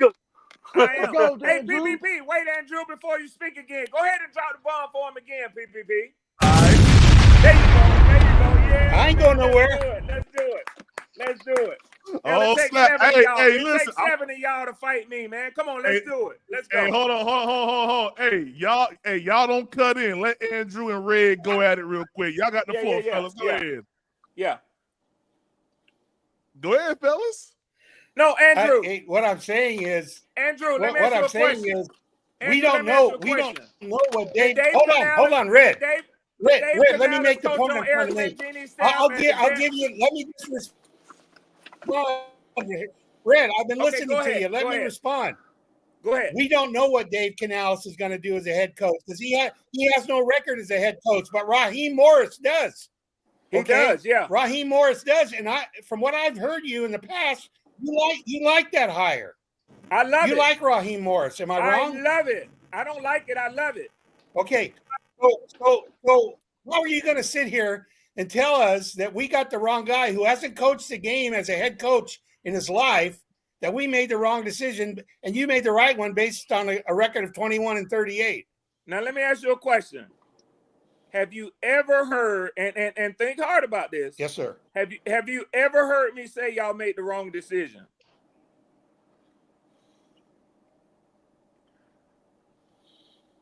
I can answer it for you. No, I've never said that. I can't say whether or not I have.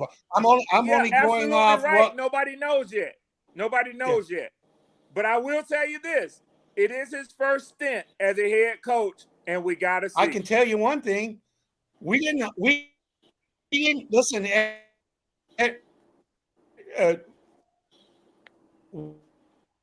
Drew, your mic going out. Didn't hire coaching in the NFL. Yeah. Your mic going out. I can't hear Pete you, Carroll and Todd Bowles, who I think. I couldn't hear you, Andrew. Can you hear me now? In and out. Yeah, we got you now. Go ahead, Andrew. Cook him, Andrew. Go ahead. Oh, I got a bad connection here. Let me see if I can cook me, Andrew. Somebody else cook me. Listen. Right. Swarm. Yeah. It's very. I understand what we've you're got saying. a coach. Listen, we've got. Go ahead, Swarm. Hold on, Nick. You can cook me next. Yep. Yeah. As far as I'm concerned, PPP will drop the bomb for you too, man. Yeah. As far as I'm concerned, I think Pete Carroll's got Hall of Fame coach. And why would Pete Carroll bring him back year after year after year after year if he wasn't successful at what he does? Yeah, he's a good position coach. Okay. I agree. And what did he do? What did he do his first year as an offensive coordinator? He was one game away from the NFC Finals. Okay, he one game away. As an offensive coordinator, he was. But hold on, Drew, real quick. Drew, can I just say one thing, Andrew, please? But here's my thing, Swarm. If we're looking at the track record of the NFL, we're looking at the best young head coaches in the league: Sean McVay, Kyle Shanahan, Matt LaFleur, Mike McDaniel. All these guys came up that same way. They started as position coach, then they turned into offensive coach. Kyle Shanahan in Atlanta's offense, you know this. Y'all offense was crazy with him. That's why y'all went to the Super Bowl, and y'all should have won that game. But, Kyle Shanahan, his pride is his downfall. Y'all should have been running the ball, but that's a whole different topic for another day, right? You know what I mean? If y'all just ran the ball after Julio made that crazy catch, you're Super Bowl winners. But Kyle Shanahan was like, nah, let's keep throwing the ball. Dumb. But, still at the end of the day, Kyle Shanahan is one of the best young coaches in the league. Sean McVay, LaFleur, DeMeco Ryans, Dan Campbell. Like, all the best young coaches started as that same way. Position coaches, then offensive coordinator. Dan Campbell was a tight ends coach, and he turned into a head coach. And now he's one of the best head coaches in the league. Everyone wants to play for him. Nick, Hey, as far Nick, I hey, gotta listen, make. Hey, Andrew, hey, hold Red, on, hold on, hey, hold on, Red. hold on, Andrew. Yeah, Andrew, hey, let me get Red, this off let me real say quick. this. I got to stick up, Red. I got to stick up Red for his old codgers. Okay. Yeah. In the last 25 Super Bowls, I think something like 16 of them been won by coaches 50 or over. So before we start calling it a There young you man, go. There you go. No, let's talk about Bill Belichick. Let's talk about Andy Reid. No. Let's talk about Pete Carroll. Let's talk about these guys. Okay. No, hold on, Drew. And you're right. I sent PPP a text the other day. PFF just ranked the top 10 best returning head coaches in the league. There's the 3 OGs left. The 3 OGs: Andy Reid, Jim Harbaugh, and Mike Tomlin. Right. Other than that, the best coaches in the league are young guys. Sean Payton too. It's a fact. Sean Payton, he might be over there. Okay. So the record doesn't show that. I got some valid points. The record. You're right. They're going towards younger coaches, but their win-loss record doesn't reflect that. It's the older coaches Andrew, that are winning games. Because the average tenure of an NFL head coach is 3.2 years. The reason why they're OGs is because they've outlasted that and they drive the curve up. But Andrew, I got to tell you this real quick, and then I'll let y'all finish cooking me.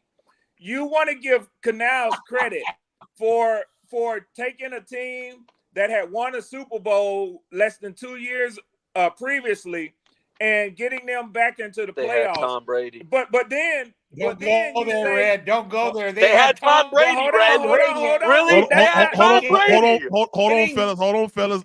Let Red land. Hold on, fellas. Let Red land. Go ahead. Andrew, hold on. PPP go drop the bomb Don't take for the y'all. flowers away from them. Hold on. It's already baked in. You gonna cook me? Just hold on. So my point I'm trying to make is he took them there. They literally had no running game. It's not fair. It's not fair, Andrew. You won't let me speak. Go ahead, Red. You're saying he took them there as an offensive. You're saying he came within a couple of plays of getting them into the NFC Championship game as an offensive coordinator. But you shitted on my head coach. My head coach you got the floor. Has gone to the Super Bowl 3 times as a defensive coordinator and won one. Raheem Morris? Yeah, Where? as a DC. Where? Again? Please remind me. With Atlanta and with the Rams twice. Who is this? Raheem Morris? Oh yeah, Raheem Morris was on the Rams, correct? On he was a defensive coordinator when they won the Super Bowl. That's true. That's true. No, I was talking about Raheem Morris's head coach as a head coach. I get what you're saying. I know what he's done. I get what you're saying, but then you went back to validate Canales by saying how great of a coordinator he was, validating that he should be a head coach. I never said he was a great coordinator. What I'm saying is everybody's making it sound like it's this big surprise that this kid would be given a chance to coach in the NFL. And my point is, I think he deserves a chance to coach in the National Football League. Absolutely, Andrew. He's been successful in everything he's done. Can I piggyback off what Andrew said, right? Yeah. Hey, drop the bomb, PPP. Hold on. You slow, man. This man is 43 years old now, right? Bro. They cooking me. He's Tatum's dude, right? This isn't a situation like Sean McVay, who became the youngest head coach ever. This man was named head coach at 31 years old. And you know what I mean? What was the knock on him when they gave him the head coach? Oh, he's too young. Is he too ready? Sean McVay's been one of the most effective and best head coaches in the league since he's became one. Y'all let Montserrat cook me something too. Matt LaFleur. Matt LaFleur has one of the highest winning percentages since he's became a head coach. He's one of the best young coaches in the league. Red, you acting like Canales ain't go to the second round of the playoffs his first year as a coordinator. Like, we acting like that ain't nothing. Come on, man. And here's the thing, right? That's crazy. Hold on. Here's the other thing I want to say, right? Tampa Bay for the last 3-4 years, they've had a playoff / Super Bowl caliber defense. So now you go from winning the Super Bowl with Tom Brady, right? Dave Canales has no part of that. Then Tom Brady leaves, right? Dave Canales enters the situation. You get a broken, confident quarterback in Baker Mayfield. and you're about 2 plays away from getting to the conference championship game. And people are trying to sit here and say Dave Canales didn't have a part in, bro. They took the transition from Brady was so good. Like usually when look at the Patriots since Brady left, they can't find a hole. They can't fill the void. Tom Brady left, and Baker Mayfield, if you really look at the numbers, he was just as effective, if not more efficient, than Tom Brady and Tom Brady's So last year. PPP. Got him Guess what? paid. Nick, Shit. hold on, Monsieur. Hold on. I'm gonna see if I can get PPP to drop the bomb for me too. So hey guys, I get it. Y'all made a believer out of me. I see what Dave Canales has done and what he can do.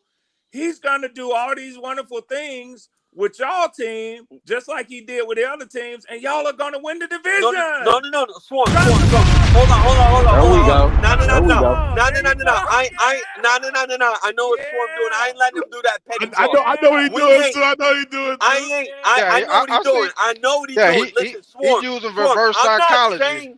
I'm not saying that Canales is gonna come and do that. I don't think any of us are saying that.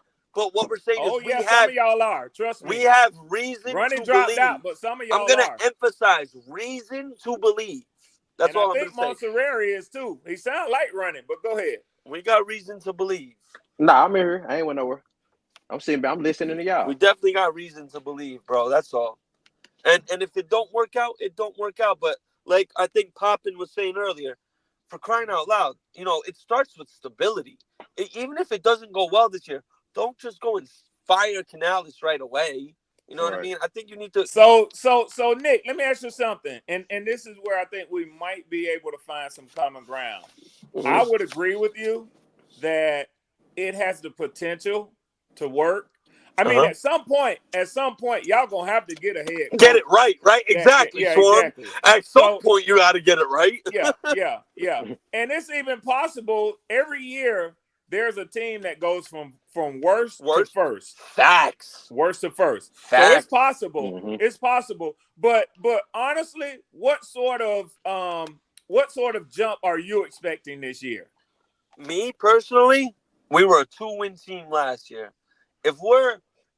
Now, I really want to get descriptive as quickly as possible on this. Yeah, I see y'all having 6 wins. I see y'all going 6-11. Here's my thing. Swarm. If we're 6-11/7-10, right? But 7 out of those 10 losses are one possession games, I'm cool with that. But if 7 out of those 10 are blowouts, that's different. There's context in winning and losing. I understand. It's how I understand it looks. winning is winning and losing is losing. But at least if you're a young team, which we are, and we're in close games and we're losing them, it's like, all right, you're a young team. That's what happens. You lose them early when you're young. But that's the growth. You know what I mean? You learn from it and then you get better. But if we go 7-10 and 8 out of those 10 losses, we lose by 17 points, 21 points. It's like, bro, it don't look like it's going. It don't look like it's pointing up type. You know what I mean? That's what I But if I respect that. If only 2 of them are blowouts and we lose a lot of 27-20, 27-23 games, it's like, damn, Bryce could have gotten it done. But you know what I mean? We were in those games at least. So it's like, I don't know, man. I think having a child made me be more patient in life with everything. It's like not everything gonna happen right away, bro. It takes steps. It takes steps. Yo, sometimes it do. Sometimes you blessed at that point when it happened that fast. Hey Red, can y'all hear me? Yes, what up, Money? Money? Hey, little Superman come to say today. I come to save you, Red. They having a ball, man. It's all good, though. It's sad. They keep talking about what Canales can do and all of this. Who was his quarterback last year? That's all I'm gonna ask you. Baker Mayfield. All right, then. Was it Bryce Young? No. All right, then. What the hell y'all arguing about? My bad, PPP. I'm gonna take that back. What y'all arguing about then? Hey, look, let me ask you something, PPP. What up? Are y'all letting OTAs get to y'all? No, not at all. I love the way homie asked that. Brother, not at all, man. That's what it sounded like. Money a funny dude. Yeah, I told him. I said, slow down, slow Pete. Yeah, look, I'm in the middle. I wasn't gonna jump on. Everybody look, hold looked good on, in Red. OTAs. Hold on, Nick. I wasn't go jump on. I was in the middle of setting up for the content for the night, but I had to get in this PPP. You got it lit tonight, boy. Hey man, we trying to do a little something over here, man. Hey man, congratulations. Hey, real quick, I want to highlight your show real quick, man, because I watched a little bit the other day when you had Nick, man. Tell the people about your show real quick, man. Oh, I've been over there and checked them out. I've been in support. Yeah. Hey, it's keeping it real with T Money, or T_Money TV, man. Just over there, just what we talk about everything. We just have fun. Nice little cigar. Yeah. Like shout out T Money. Hey, look, like the night is laugh outrageous Saturday, so we just do comedians and stuff like that, man. So we, that's what's up, look, man. I appreciate y'all support, man. T Money, we could definitely have a combo with you. Top 5 comedians, we could have a combo one day on that. Yeah, I'm gonna drop the link in the community section. It's allowing me now, so if y'all want to pull up tonight, man, it'll be later on. Just go to the community section. Hey, T Money, I like the vibe you got over there, bro. I like the vibe. Give me the about. You gonna be around 11:30? Yeah, I'm rolling. I'm tapping in. I'm tapping in. Yeah. Okay, I like your vibe over there, bro. Hey, please do PPP. I would love that, man. I'm gonna pull up, man. You know, you just gotta go through the. Go ahead. Yeah. My favorite comedian, man, is what's his name, man? He passed away, man. I'm sorry, man. It's been a long day. It ain't Dave Arnold. Bernie Mac, man. Bernie Mac. Bernie Mac. Hey, look, we about to get into all of that tonight, man. Y'all just pull up with an opinion. Can I give an underrated one and rest in peace him? Rashid Thurman, bro. Go ahead, Nick. I ain't going. He's funny as Thurman, hell, bro, man. Rashid Thurman was funny as hell, man. I ain't gonna take over. He funny as hell. I ain't gonna take over PPP show. He talking about football, y'all. Y'all just tune in with me later on. Much love. Bro. You already know. Yeah, I'm here though. I'm listening to PPP. I'm in Hey, bro, that's a good topic too. Yeah. Hey, y'all tune in, man. Yeah, pull up on the with me. So T Money, real quick, your whole point and what you said was because Dave Canellis had Baker Mayfield, you don't think it's going to translate to this season with Bryce. Is that what you're saying?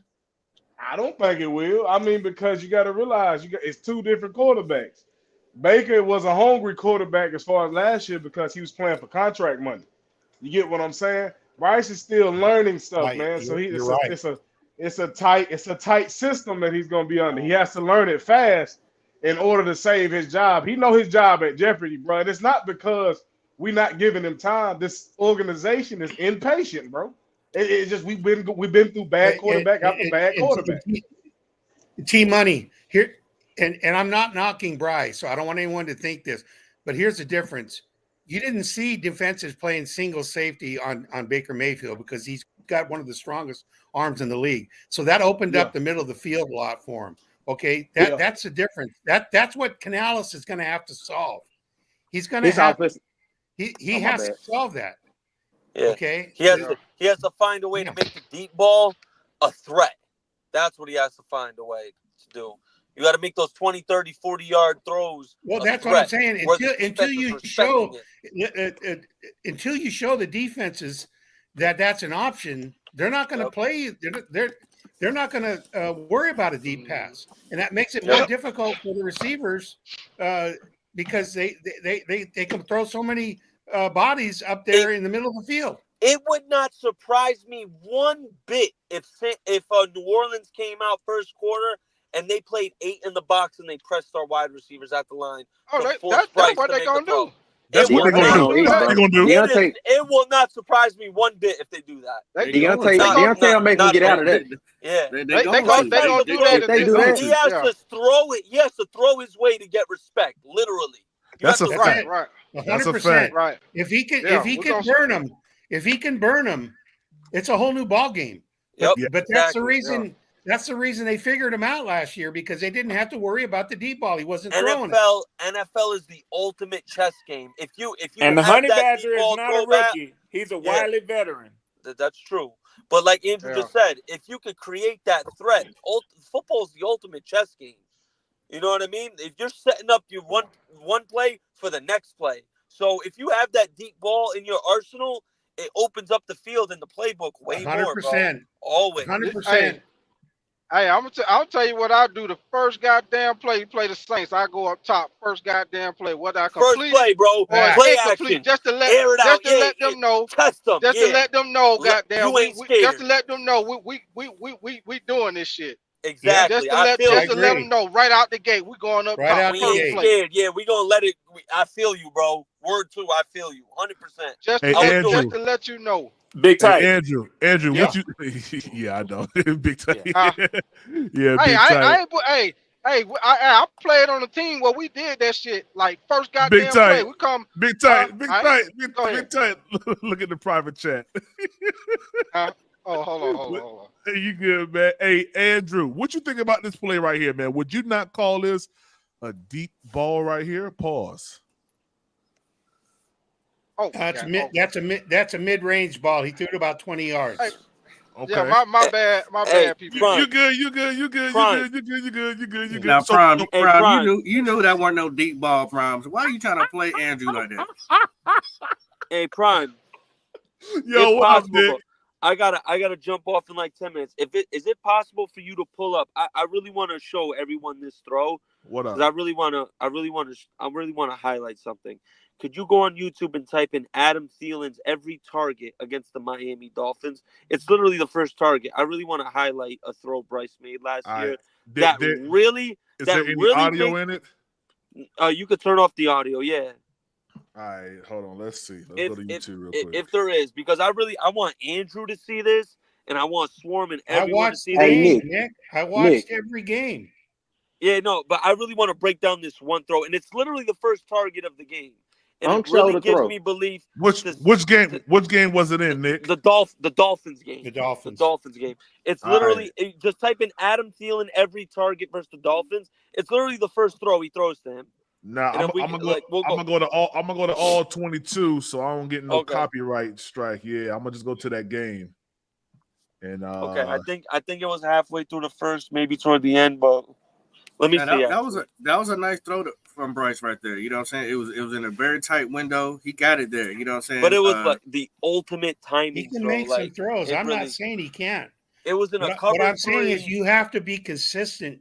You have to show the defense that there's a threat, or they won't play you that way. That's all I'm saying. I agree, Andrew, and I ain't got no faith, and everybody know that. But it is what it is. Hey, Prime, I'm gonna jump out real quick. I'm gonna try and find where the exact play is, and then I'll jump back in. all right, well, I got it right here, Nick. Shoot. Hey, Roadmaster, I don't have a page, Roadmaster. I'm an independent man. I just love to pull up on my boys and talk junk, Hey, man. PPP, I'm gonna jump. Red. Okay, you should have been T started Money. a page, Red. Hey, look, y'all just look for. Hey, PPP, You know look I for the love you, community Red. chat around 11:30. You know I love you, Red. All right. I appreciate you, man. Most definitely appreciate you, man. I wasn't trying to be hard on you, Red. You know I love you, brother. Andrew, listen. And can I, PPP, I want to borrow a minute to say this. Yeah. Let me tell you something, Andrew. And if I can get in the right space, I want to express this to you even more sincerely than just, in these little chats and spaces we're in. Let me tell you something, man. I feel like one, partly because of where our ages are with most of these guys that we get on here with. Yeah. But then two, because of your consistency and your genuineness. Now, I'm not going to try to cover everything at this time, but there's even been some stuff that I still, it aches me, it pains me. And you know what I'm talking about, and that's why I'm gonna leave it at that and say it at that. I'm glad to see that we've come through this. But Andrew, I said this to you before, and I'll say it again. Yes, your voice, the expertise that you bring, and the difference in perspective in many areas of life is so important over here, man.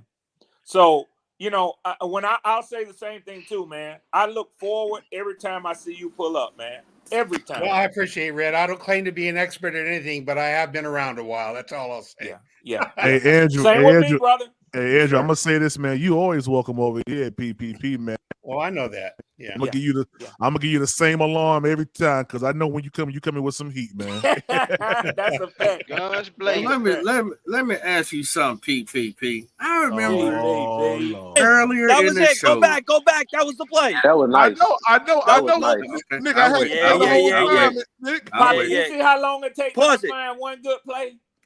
Pause it. No, I had Right. to play from Jump Street. I knew what he was talking about. Yeah. Okay, hold on. We're gonna go slow here. This is a slot cross in cover 3. Both the middle linebackers. Look at that. Pause it right there. Protection. Look at this throw in this window in this coverage. Keyword popping. So Boy, you on difficult. It's ridiculous. And look at this throw Bryce makes. Go ahead. Look at that pocket. Look at that throw. In timing, perfect. Money You throw. know it, big Perfect guy. timing. You know it.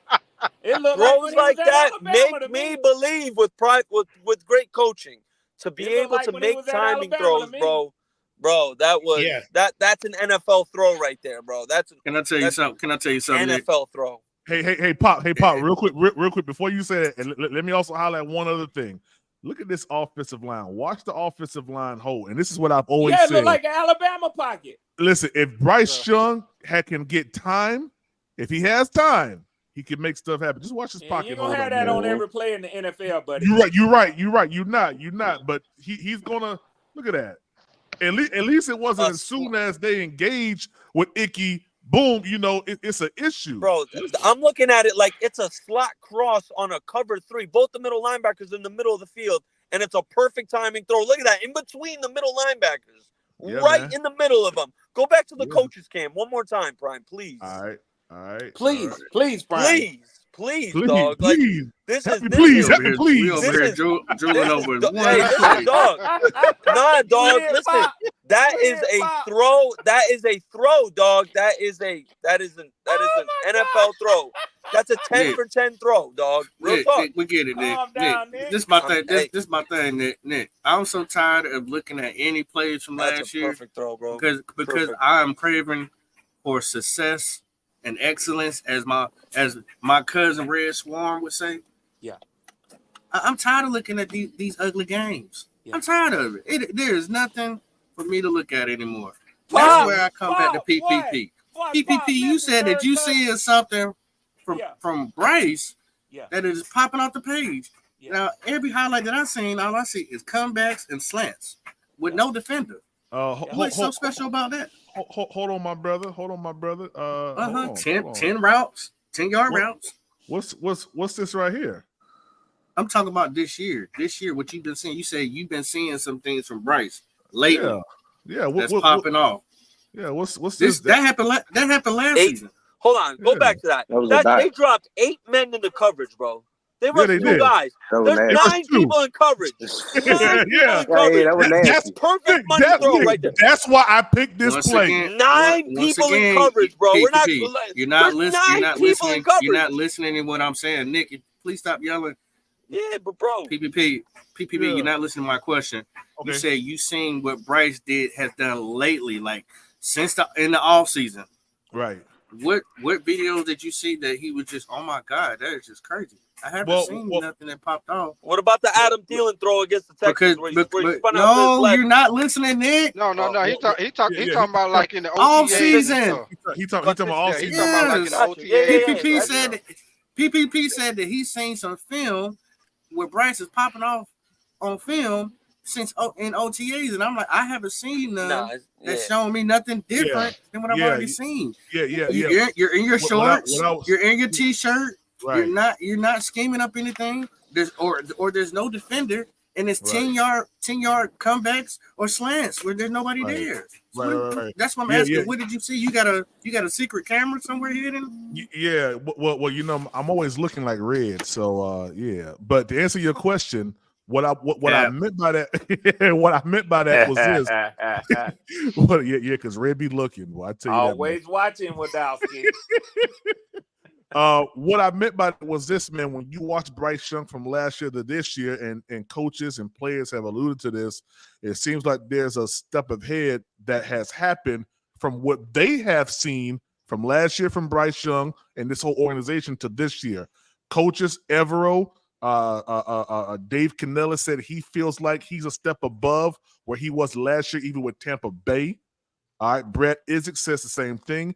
Jairo Evero said he feels like his defensive side of the ball is light years ahead of where it was last year at the same time. So when I say things like that, I say, okay, things are coming together a lot quicker than what it was last year. That's what I mean by that. You know, that's so funny. I heard Frank Wright say the same thing. Oh my God, Yeah, but there was Yep. but hold on, there was That's what I'm saying, Poppin'. hold on, but And there was a I whole saw bunch the of same snitch stuff going excitement in on. y'all They fan got base, you Poppin'. again, PPP. They got you again. Hold on. That Frank Wright talk, that's bull crap. And let me tell you No, why. Nick. No, it was the same, Nick. It No, was it the wasn't. same. You had coaches, and the reports came out. It Coaches were wasn't just snitching. Frank, Nick. Coaches were snitching and going to Tepper and, Yeah, and exactly. yapping like Chris Tabor. Yeah. And how do you know that yapping ain't happening now? They all come from the same We system, don't. bro. They all come Nick, from the same Nick, from the they were same system. We don't, but there Brad, were we can say there that were about college any analysts. Hold organization. on, one mic. Go ahead, Nick. We can say that about any organization, right? But what we do know is that happened in Carolina last year.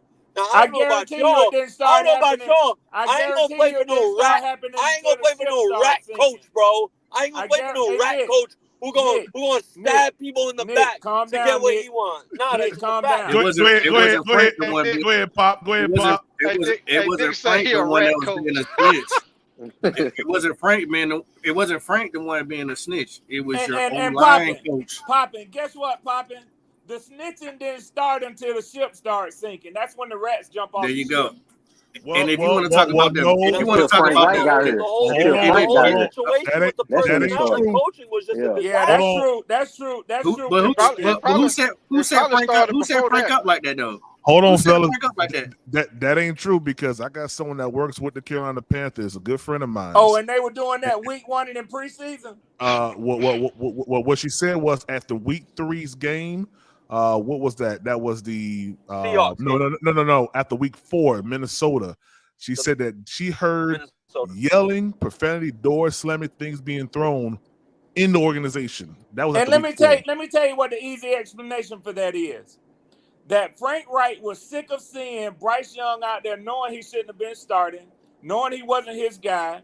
They faked the injury and put him on the bench week 3. When the team still lost, the owner or whoever else said, F that. I want Bryce back in there, and he started spying on the head coach, and it was over with then. The team was lost. That's the easy explanation. No, Red's 100% right, you guys. It wasn't Frank Wright. He's 100% right. Whether you like Frank Reich or not, whether you like Frank Reich or not, Red hit the nail on the head. He's right. He is right. But it wasn't Frank. It wasn't Frank. It wasn't Frank. Whether you agree with it or not, this was an internal battle between David Tepper and Frank Reich. It was an internal battle, and that's why Frank Reich told him in week 11, "I'm starting Andy Dalton next week," and it cost him his job. That's that simple. Now, Andrew, now you stop right there. You show me no any PPP. report. You stop. No, you stop. No, you stop. Andrew, you show me any reports that state that week 11, Frank Wright came to David Tepper and said, "I'm starting Andy Dalton." Please show me. How about this? How about the 2 other coaches that agreed with him got the door too? That ain't what I asked you. Had nothing to do with the offense. That ain't what I asked you. Tepper flying out of the locker room yelling "fuck"? How's that grab you? Okay. PPP, you ever heard of Boomer Esiason? Andrew, you ever heard of Boomer Esiason? Hold on. Hey, Andrew, do me one favor. Look at the back check real quick, Andrew. Andrew, I got you. Andrew, I got you. Andrew, I got you. I'm not worried about that, PPP. Andrew, I got you. I got you, Andrew. Andrew, I got you. He didn't want him from game 1. He wanted Andy Dalton. That's why he announced him prior to the season that he was QB1. And then the next day he had to come out and backtrack on that. Andrew, let me help you. Hold on. Tepper and him. I got you. But Andrew, check this out. You still answer my question. Yes, you're alluding to that might be what have happened. That's strictly my opinion. And mine too, Andrew, from being in management of. And we'll never know. We'll never know because Frank Reich signed an agreement not to talk about why he was fired. Okay. And I got a fact to help you. I got a fact to help you, Andrew. I got a fact that'll help you. Let me throw some Laurie's on top of this chicken, this unseasoned chicken that PPP out here trying to serve. It's bland, popping. It's bland. For one, how are you going to get a head coach? Hold on. How you going to get a head coach? And then Don't let him pick his quarterback. And the final cake is tell him to go out here and find all these different people to build your cast of coaches and staff. You did not allow him to bring anybody from his previous regime that he know to have him aligned with his philosophy for him to be successful with the staff or the quarterback that was brought. Yeah. That's what David Tepper made him go pick all these other guys. Let me add one thing. His guys. Let me add one thing that hasn't been talked about.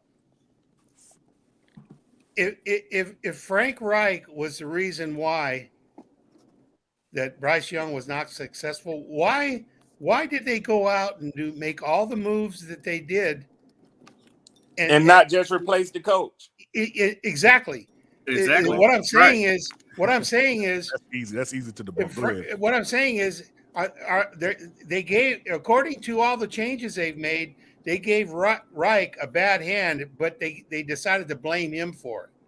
No, that's not true. Hold on. Oh, yeah, it is. Hold on. It is true. It's 100% true. No, it's not true. It's not true. PPP, listen, how can you say that? You sat there last year and talked about all the weapons that Bryce didn't have. He didn't have an offensive line. He had no weapons, and that's Frank Reich's fault. Andrew, that's what you're telling me. Andrew, listen to me.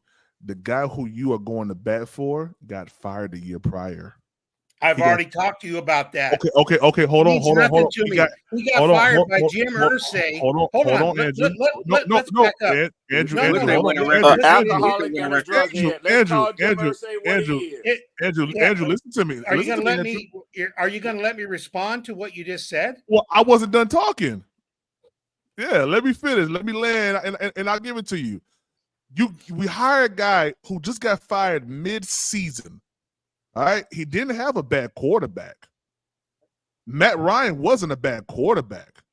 All right, that's first and foremost. So, I mean, they had weapons there. Well, they just had a bad. Let me ask you one question. Matt Ryan's career was over. What was their record when they fired him? You tell me, Andrew. It was 3-5. It was 3-5, and after they fired him, they went 1-8. With Jeff Saturday. With Jeff Saturday. When have you ever heard of that? Hold on, wait a second. But you guys, you act like that was something that wasn't foreseen. The whole playbook was trash, just like it was trash in Carolina. Oh, like now it was trash.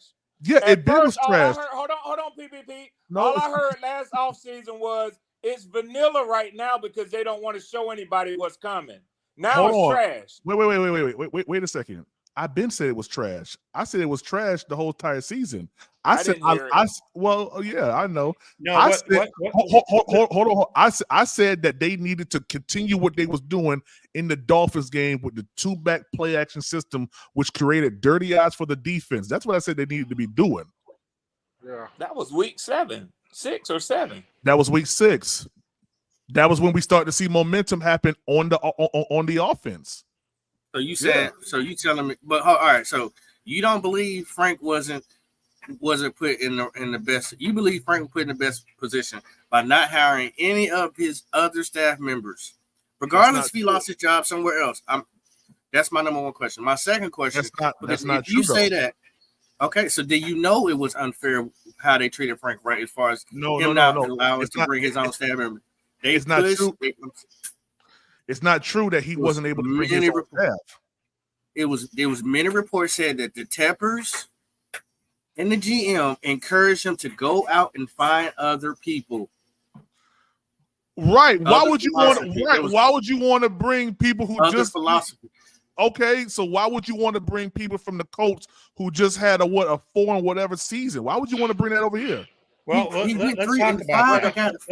Hold on, I want to finish my statement. Hold on, Andrew. I'm going somewhere with this. Yeah, okay. Because if that didn't work, and he went 3-5, he shouldn't have got fired for going 3-5 for one. He shouldn't have 3-5. You brought him here. You did not allow him to bring any of the guys that aligned with him to push his philosophy with a rookie, which should have gave him time. You pushed him to go get all these other guys who do not believe in the same things he do, But then you bring Canales and let Canales pick all his staff people. Bring anybody and everybody you want that you're aligned with, so that way you can be successful. It doesn't make sense. That's what I'm trying to tell you.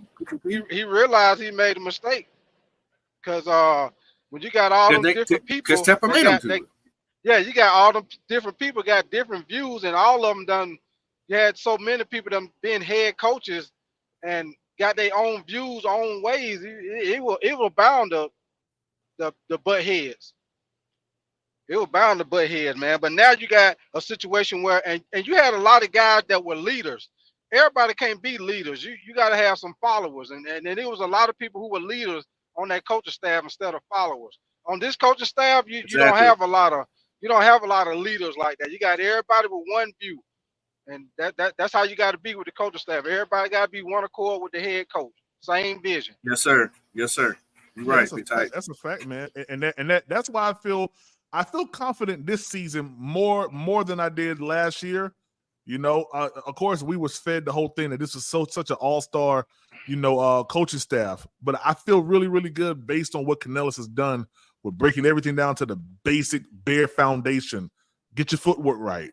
You get your footwork right, everything else will be will be in order. PPP. I'm not going to argue with you. I like the Dave Canales.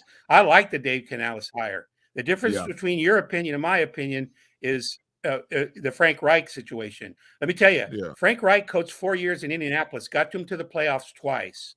And if your argument is that Frank Reich was not a good head coach because the quarterback wasn't successful, how do you explain Andrew Luck, Phillip Rivers, Jacoby Brissett, and Carson Wentz under him?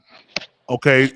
In the same respect, Cam Newton was an amazing quarterback. Do you feel he was an amazing quarterback in 2017, 2018? Well, yeah, for a couple of years, he was a very amazing quarterback. I agree. No. I'm being very specific. He was hurt. He was hurt. Andrew, PPP. So you can't use Cam. Right. No. I'm using Cam as an example. When we saw the later part of Frank Reich's regime, he was not that same guy who got them to the playoffs. It just wasn't that same person. Well, because how do you know that at 3-5? How do you know that at 3-5 for the GM, for the owner to fire him at 3-5? He just went to the playoffs the year before. How do you know that at 3-5? You guys, let's forget about Frank Reich's record. Let's look at things on a scale of this. You got a team that's won at the most 5 games. They won 7, and then two years prior to that, they won 5 games. Then you go out and you hire a head coach, and you say, "We're bringing you in here. You got a rookie quarterback, and we're going to give you 11 weeks to turn it around." Now, what had they told Frank Reich that? Do you think he would have taken this job? He wouldn't have bothered with it.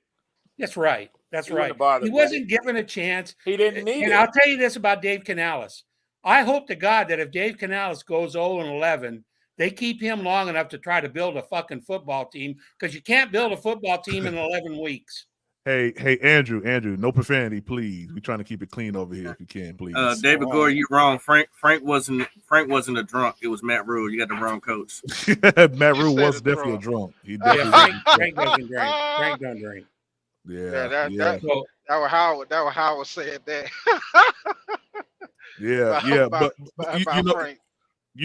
But listen, to that point, listen, man. The reason why I brought up the whole Cam Newton thing is because of this. You're only as good as the last game you played. That's point blank and simple. You're only as good as the last game you played. LeBron James go out there and he has a phenomenal game. Everybody singing high praises. Then we should have fired Steve Wilkes. That means Bryce Young sucks in. That's what I'm thinking. We should have fired. Hold on. Then PPP. We should have fired Steve Wilkes after we got beat 47-0 or whatever against Cincinnati. Is that what you're telling me? No. He's telling you that Bryce Young sucks. That's what he's telling you. No. That's not what I'm saying. What I'm saying is this.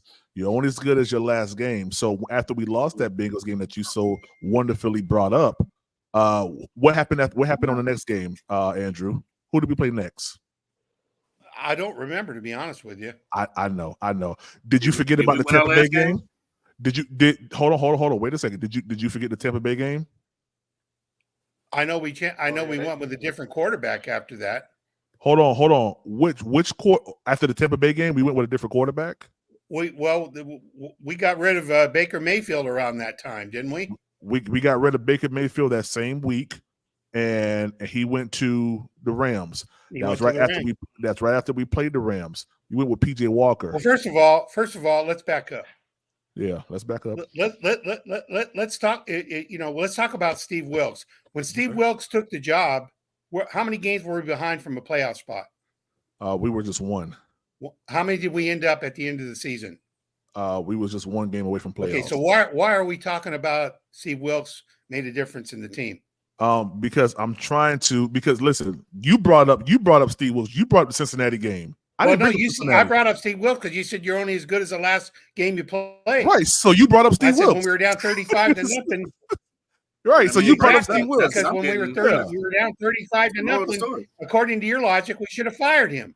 No, that's not according to my logic. I never said that. I said you're only as good as your last game. I didn't say you should get fired if your last game was horrible. So what that make Bryce? Hold on, wait a second. Listen. Let's stay on target here. I didn't say that you should get fired if your last game was bad. If you listen to me, I said you're only as good as your last game. So if LeBron James goes out there and kills it, everybody's gonna be singing praises. If he has 2 or 3 games where he's bad, people are gonna be talking about him. I never alluded to the fact of firing or cutting a player. I never said that. Hey, what I said. I've never seen a coach and go out there and play PPP. So you could listen. I've always said talking about coaching. That's one thing, but you saying you're only as good as the last game you played, and the player is the one that goes out here and play. Then that is insinuating to me, in my mindset, that means everybody on that squad was trash, including Bryce. That also goes on the coach's resume as being a bad coach. So I get that too, if you want to say it that way. So that means it's null and void at this point. No, it's not null and void. It turns into it's this and also that. It's not null and void. You don't null and void something. You don't null and void something. That statement. No. See, you guys are just throwing out terms. You don't null and void something when you're part of the same entity. All right? They're both part of the Carolina Panthers. So if Bryce Young plays bad, if Frank Wright doesn't call the right play on 3rd and 14, it's a collective mess up. All right? No. I'm not talking about that. I'm not talking about the entity. I'm talking about your comment is null and void at this point. Because that's what you just did. You came back and tried to rebuttal it because what you said, I got what you were saying, but it didn't kind of like match up. It didn't align with exactly what you were saying. Because if you say you as good as your last game you played, and we're looking at what happened to us last year. We didn't win the last game last year. That means you played bad. That means you was a bad player. Let me ask you a question. Was bad. Hold on. Let me ask you a question. Do you remember what happened in that game against Tampa Bay? Tell me. No, I'm asking you. I'm asking you. Tell me. Did not Bryce Young? Okay, I guess you don't know. Let me ask you a question. Let me ask you a question. Did Tampa Bay even touch the end zone? Yes or no? One time? Nope. Did the Carolina Panthers touch the end zone at any point in that game? They sure did. And what happened? I don't know. You tell me. It seemed like I don't know, right? No. But you brought up the last game. I just But you brought up the last game, though. So you tell me what happened in that game. Go ahead. Yeah, let me drop the bomb for myself real quick because that. Hey, PPP. I have, and I hope this kind of lines up with what the thumbnail, what the topic was, because I really do. This is a question that I wanted to ask, and I wanted to get for you to sort of give me a deeper take on it. Yes, I know what I think. But do you think, at least since he's been in the NFL, now maybe when he was being scouted, it was said that he could. Yeah. But in game, I haven't seen it. So I want to ask you this. Is Bryce Young capable of making every NFL quarterback throw? Okay. I believe so. And I'm going to ask you a question. What throw do you think he cannot make? I don't think he can throw the 15 to 20 yard out accurately. The 15 to 20 yard out. Okay. Yeah. All right. Accurately. So the 15 to 20, and that's the key. The 15 to 20 No. Consistently. Yeah, because I think he definitely has the arm. He has the arm to get it there. But I don't think he can throw it on time and with any accuracy because that pass requires volume to be on the ball. Okay. Yeah. Okay. So if I show you a play right now where he did it, would you change your mind? Well, no, I don't need. I'm asking you a question because what let me tell you, and I'm gonna just keep it 100 with you. Yeah. And Big Tight knows this because he's played the game and he's been a receiver, so he know that ball got to have some heat on it. I don't need you to go through and pick out a pass that he clearly made. Well, Poppy I mean, said if he made it, you got to be able to do it consistently. Okay, but if he made the play, that would mean because because you do it 3 times don't mean that you're capable of doing it, all the time or when it's needed. But that wasn't your question, though. Yeah, my question was, can he make every quarterback throw? And you said yes. Okay. Yeah. Cool. Yeah. I feel like he can make it. I mean, and when I ask you is what plays or what throws can he not make? And I told you. And let me tell you the reason why I asked that question to begin with. Yeah. I think in order to be for y'all's team to get to where you want to be, and I think that every team should aspire to this. I know I do as an Atlanta Falcons fan. And I know that Tampa Bay has done it for the last 3 years, and I've listened to enough Saints fans to know they want to get back to winning the division. Yeah. In order to win this division, you're going to have a quarterback that can lead and command that offense. And that's why I asked that question about Bryce making all of the necessary throws. I think y'all have given him the receivers, the weaponry, to be able to get in position to make those catches. I don't have no confidence from watching him last year, aside from the quarterbacks, aside from the line play, that he can deliver that ball. I haven't seen it. Yeah, no, I got you. I understand. But that's y'all quarterback. He ain't my quarterback. I know my quarterback can do it. I know Kirk Cousins can do it. Well, I mean, listen, here's the thing about it. When you sit back and you look at the play scheme that the Panthers ran last year, a lot of it was a no back set, sometimes 5 wide, and you had some bunch right, bunch or trips left, trips right stuff or whatever. And the few times that you did see maybe the 10-yard or the 5-yard out, it was at times where it really wasn't advantageous for us to throw that type of ball, but it may have been the only thing that was open. So I know that there's a couple of plays, one inside your Atlanta game, where he did throw that out route to Jonathan Mingo, albeit it was raining. The ball came out, maybe a little bit behind, but I mean, for all intents and purposes, it was a ball that was thrown. It was an out route, and it was a completed pass. And then we saw one a couple times inside the Green Bay game. I remember one most notably in the Detroit Lions game. That was over to the left side of the field, what I believe a TMJ, if I'm not mistaken. So I think for the play scheme that we had, you didn't see it much. You didn't see it much because all we ran was 5 wide, streak up the field with the two outside receivers. You had inside receivers curling, or you may have some type of mesh concept that was. I mean, mesh concepts don't mean nothing if you're playing. You're loading the box up. Hey, Big Tight, I want to ask you a question because you played. You played for my Wolverines, so I know you can answer this question. And PPP, I've heard you allude to this many times. I heard y'all had this discussion a lot about the play call, right? Mm-hmm. Right. Is a head coach and an offensive coordinator when the game is tight, when they need a play, are they likely to call a play that they know the offense runs smoothly, or one that the quarterback is probably not going to be able to matriculate to make happen? Yeah, they're gonna call something smooth. I got a question for you. That can be smooth. Some they know the quarterback can do, and some that they know that basically a play that they know that will work for the offense, and that they know that he can what I want to say, they know that he can go through with the play. He can do it. That's right. That's right. Yeah. So PPP, I said that to say this. You talk a lot about the plays that they call for Bryce. Yeah. But what you don't talk about is the plays that Bryce could complete that they have drawn up for him. Say that one more time. Yeah. You talk a lot about the plays that they call for Bryce like they limited Bryce. How do you know that Bryce didn't limit their playbook? Well, I don't take that assumption. I don't think that I don't take that angle when it comes down to it. The angle that I take is actually one of that's Frank Reich's playbook. Point blank and simple. We saw it during the preseason game.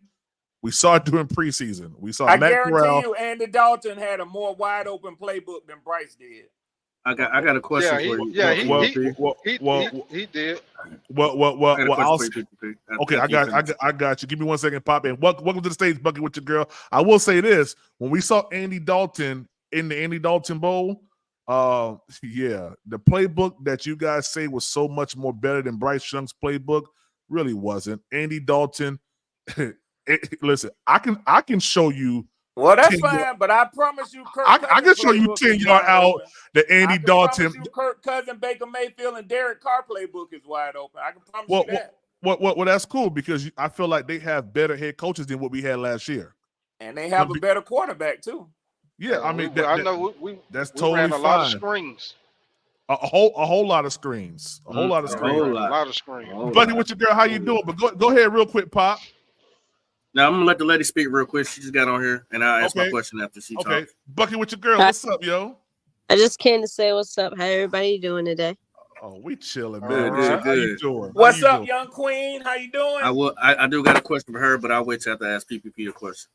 Okay. All right. How you doing? How you doing, Bucket? I'm good. How are you? Hey, man, trying to put the paint where it ain't. You know, man. You know what I be doing. You trying to put the paint where it stank. Hey, it's still paint there. What's up, Pop? Talk to me. So, I don't want to make things personal, PPP. Boy. But if you don't mind me asking you just a few questions. Sure. How tall are you? I'm 6'3.5". How much you would round yourself up about to be? About how much you would think right about now? You talking about weight wise? Yeah. Yeah, I'm a smooth 3-something. Smooth 3-something. So, what position would you play right now on the defensive line? On the defense? Defensive line. I would probably play like. I would say defensive end. Yeah, defensive end. Somewhere around there. I mean, I could play nose tackle, but yeah, you definitely a nose. You a nose. Yeah. Okay. If you was on the Tampa Bay Buccaneers right now, and Bryce was lined up across from you, would you be scared of him? Nah, I ain't scared of nobody. That's all I need to hear. Okay. Oh, okay. All right. Go ahead. Okay. Did you get that red? I said all day long. All right. I said I'm not afraid of nobody. Look, you'll be sitting over there saying, "I can't wait to get him in my arms." Well, Bryce, my point is, PPP. He don't scare you, and you don't play football. So he definitely ain't putting no fear in nobody else's heart. But hold on, and that's what I want as a quarterback. I want a quarterback that people have to game plan for. And when I mean game play, I'm talking about on all three levels: defensive line, linebackers, secondary. Not just, you know what I'm saying, put 8 in the box. So that's what I'm saying. Even if you were a professional football player and you lined up in front of Bryce, you like, I'm about to snack on this little chicken wing. He don't put no fear in your heart. So you definitely not putting fear in nobody else. My brother, I said I'm not afraid of nobody. I don't care if you 6'5". That ain't the point. You know what I mean. I mean. I ain't talking about like God fearing. I ain't scared of nobody either. You know what I mean. That's why I put it in a football notion. I didn't put it if we on the street about the box or we got to do some other things. I didn't put it that way. I put it in football. But that was my answer though, Pop.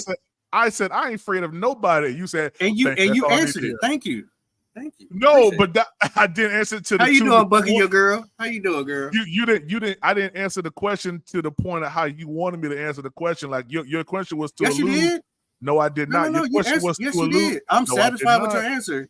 Okay, no, you can't tell me what I'm happy with. You satisfied my answer. Guess what? My answer did not go to what you thought. What you thought your final point was. It didn't go to that at all. But go ahead, Bucky, with your girl.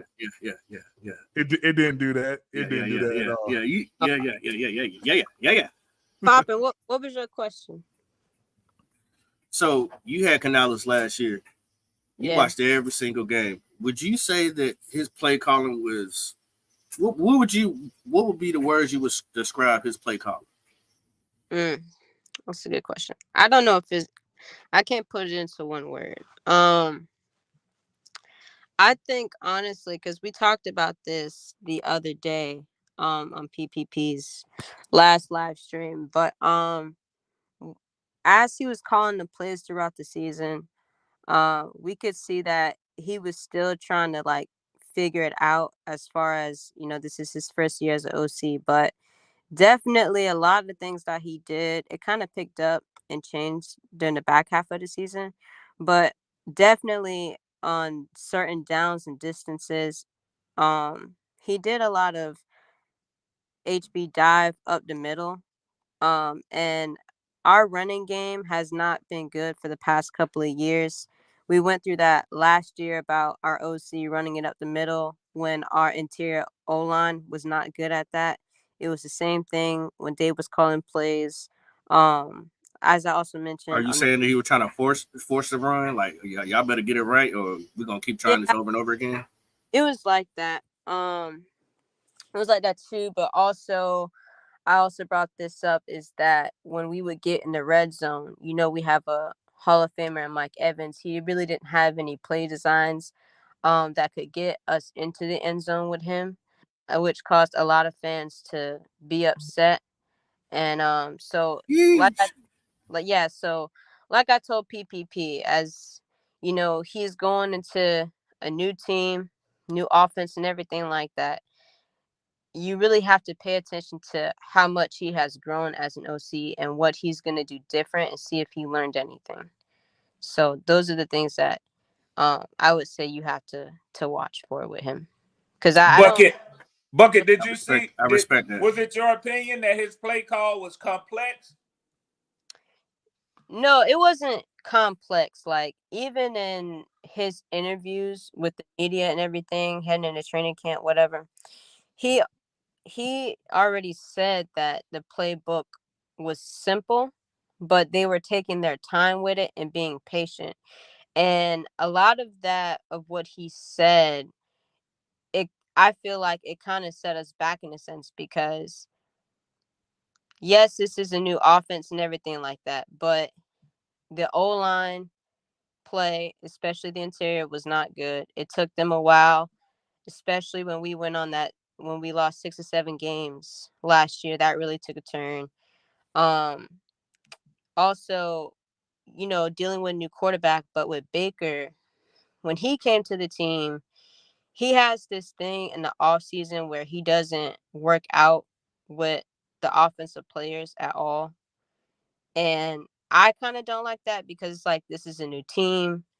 Our offense really struggled, and you're around new players. So I feel like that kind of, those are just some of the roadblocks, I would say, that we had. And also, when playing against like teams like the Bills, like top 10, top 5 teams, we were not good at all. And his second half adjustments were not that good either. Drop the bomb, PPP. Drop the bomb. Hold on. Yeah. And he skipped 2 comments. I seen it. Defense. Yeah, I see it. You ain't slick. I ain't skipped nothing. Can of paint. Yeah, you did. K1 Stella, the real HHNT. Yeah, I'm here, baby. What they say? All they said was that. What that is? Defense not afraid of Bryce play. Okay, that's cool. Yeah, and neither is PPP. Neither is PPP. PPP told you that. But PPP ain't on the field, my brother. That's my point. That's hypothetical at best. It's hypothetical. Your position is hypothetical. So my position don't carry no type of weight because it ain't factual. It hit different. It hit different when you said you weren't scared of your own quarterback. No, I said I'm not afraid of nobody. That's what I said. That includes Bryce too. Okay, that's what I said. Big tight. Big tight. Oh, big tight sleeping, man. Hey man, we about to get up out of here, man. We been here for 2 hours. You can't hear me. No, I hear you now, man. Okay. Was doing. Yeah. Hey, real quick, let me ask you a question, Big Tight. Go ahead. When you look at how the Panthers are constructed this season, right here, right, from what you've seen, yep. Do you feel like the roster has gotten better, worse, or is still about the same? It's most definitely better. Okay. It's most definitely better, especially on offense. It's most definitely better. We one of our main problems last year was guards. We got 2 top guards. They as far as what we've seen and what we know is we more wanted a run offense where Bryce don't have to throw the ball a lot. We got that type of coach. I feel like we got better receivers. But Big Tight, I disagree with you. I think y'all defense got worse, man. I think y'all offense got better. I agree with you. But I think the defense is not as good as it was last year with Brian Burns and with Frankie Louvu and them. I think that y'all gonna miss them, man. No, we not. I will say, as far as the pass rush, I'm on the waiting to see too. I'm trying to wait to see how they go with the pass rush and what about the corners, Big Tight? The other cornerback. Yeah, the other corner. Yeah, the corner. I was just going to say that. The other corner position. To me, the corner position to me. Yeah, corner position. But listen, corner position was an issue for me last year. I felt like we went to bed in that because I didn't want to go into the season hoping and depending on Dante Jackson and J.C. Horn, and sure enough, they both got injured at separate times. That's why we got the only touchdown that the Jacksonville Jaguars got on us was against C.J. Henderson. No. Shaquille Griffin. Because the dude was out. I don't know why. Yeah. Actually, Shaquille Griffin. I think if Shaquille Griffin would have been here from the beginning of the season, he would have made some plays. I seen him make a play in the back of the end zone. Last year? You know where he from? For like 4 games. Yeah, I know where he come from. Where he from? Where he from, Bucket? Where he from? I don't know where he's from. I know they from Florida. I know him and his brother from Florida. Yeah, him and his brother. Yeah. Yeah, my brother used to play with them. They from Tampa? Yeah, they from St. Pete. Yeah, they're from St. Pete. I thought they were from Tampa. I heard their whole family is full of athletes, though, man. Tampa and St. Pete is right there, bro. You just gotta go across the bridge. Yeah, they're right there. They right there together. Yeah. But yeah, I think he could have did a little bit more if he would have been here a little bit longer. I think he was only here for like maybe 3 or 4 games. Yeah, they probably put him in, but he looked fast, he looked athletic, and he definitely was attacking. In which game? In which game? I can't remember what game it was. Was it the game? He didn't get a lot of snaps. He didn't get a lot of snaps, bro. Was it the game that y'all tell me to stop bringing up? The Packers game? Was it that game? It might have been. But like I said, me personally, it's a new season. PvP. I'm not telling you what to do. I'm not. I don't think any Panther content creator need to look back at any of the games no more. I think we should push that behind us and look forward to the future and really just try to dive into what we got this year, because looking from what we had, it's a nightmare. So I ain't trying to look back at none of that stuff. Well, the only reason why you still look back at it right now is because of conversations like this, where you have opposing views, based on opinions. And true that. I mean, and it's facts and everything. Yeah. I don't want to dwell on it, but like I've said to everybody was bad, even your number 1 first round draft. Oh yeah. Listen, I always tell people this: Frank Wright didn't throw interceptions. Frank Wright didn't fumble the ball. I give Bryce Young that, but what I'm not going to do is I'm not going to say that Bryce Young was the totality of why this team was bad. Because preseason 1, preseason 2, we was talking about why this offensive playbook looked so vanilla. Right. That ain't got nothing to do with Bryce. But your girl just said that it might look vanilla again with Canales. Well, listen. That's an assumption. That's an assumption. You haven't seen it yet. Let's wait till. But it's based on experience that she has more than anybody else talking. Yeah, no. Yeah, that's what I'm saying. I can only go to the resource. Absolutely, but guess what? But guess what? That same playbook got them to the second round of the playoffs. All right, I'm gonna bring this up, and when we get off here, context to that, I can go back and look at it. When we played the Saints for the division, right? Mm-hmm. We were at home. Look up the second half stats of our offense, and you tell me how many points we put up, and how many. And I want you to look at the time that we scored. Okay. I go ahead, Pop. And PPP, I know you want to say that was what she experienced with that team, but as me and Red have said, that team had continuity with each other. They have played years with each other. He's coming to a situation where only the defense have played. A lot of guys on defense have played together or been in that scheme. A lot of these guys on offense have not played together. They have not. They don't have synergy with each other. And Pop, he's going to have to. I'm sorry. Go ahead, Pop. Yeah. Pop, let me ask you a question. Have you ever played football, like professionally, or not professionally, but any level? Yes, I played football. Yep. Okay, let me ask you this question. When you guys, because I'm pretty sure you was on a team where you got some new guys that probably came in or whatever. You know, if someone knows football, do you think it's hard for them to get acclimated to what a post route is, or no? But what I think Canales had advantages at is that since these guys have played with each other for so long, they can go to him and tell him what they're good at instead of him trying to figure out exactly what they're good at. He has to come here and work with these guys, get them up to par, develop them, and see what they're good at. And not only that, we don't even know if he has enough time. Is Tepper going to have enough patience to allow him to develop these players? Wait. Back up. Let's not go down that road. Let's stop right there where you just. I'm going too fast for. Okay. Let's rewind a little bit. What do you think Bryce Young is good at?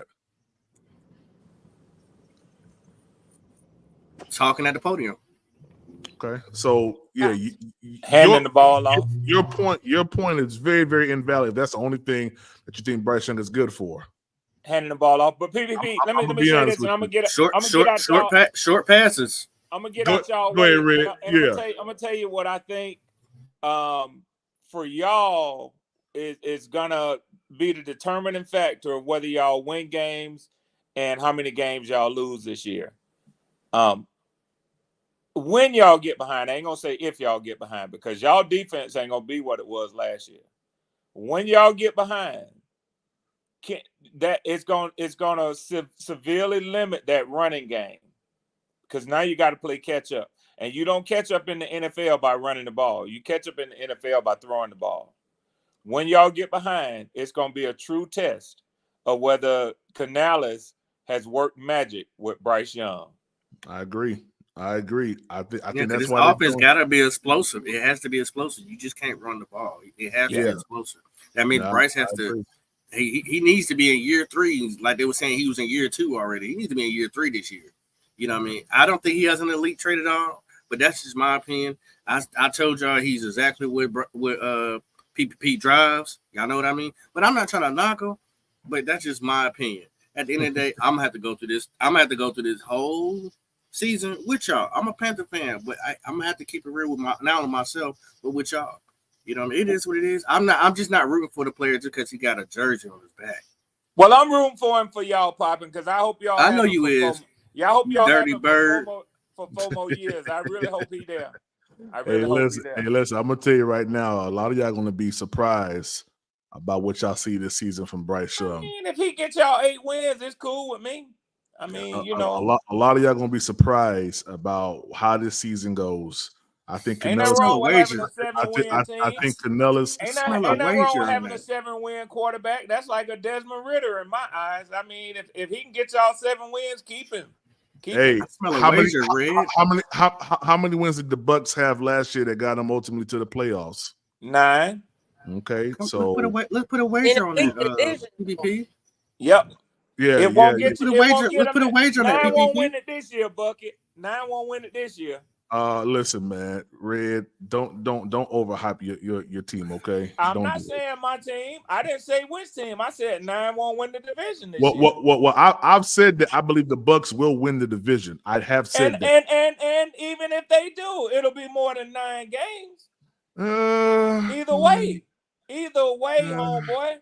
Yeah. PPP, let me tell you why I say that. Appreciate you, Bucky girl. I needed to hear that. Let me tell you why I say that. Because you say that y'all gonna win 8 games. To me, that means at least the Falcons and the Bucks are gonna win 9 or more. Yeah, that don't mean that at all. I got 100. I got 100 for you, PPP. We won't get 8 wins. Yeah. Hey, how many rookie quarterbacks we play? We play a good bit of rookie quarterbacks. I think played 4. I know 3. 2. Ain't it like 4? Ain't it about 4 or 5 of them? Yeah, Chicago. Those are the wins I'm giving y'all. In Washington. We got Chicago, Washington. Hey, hold on. Hold on. Hey, hold on right quick. Hold on right quick.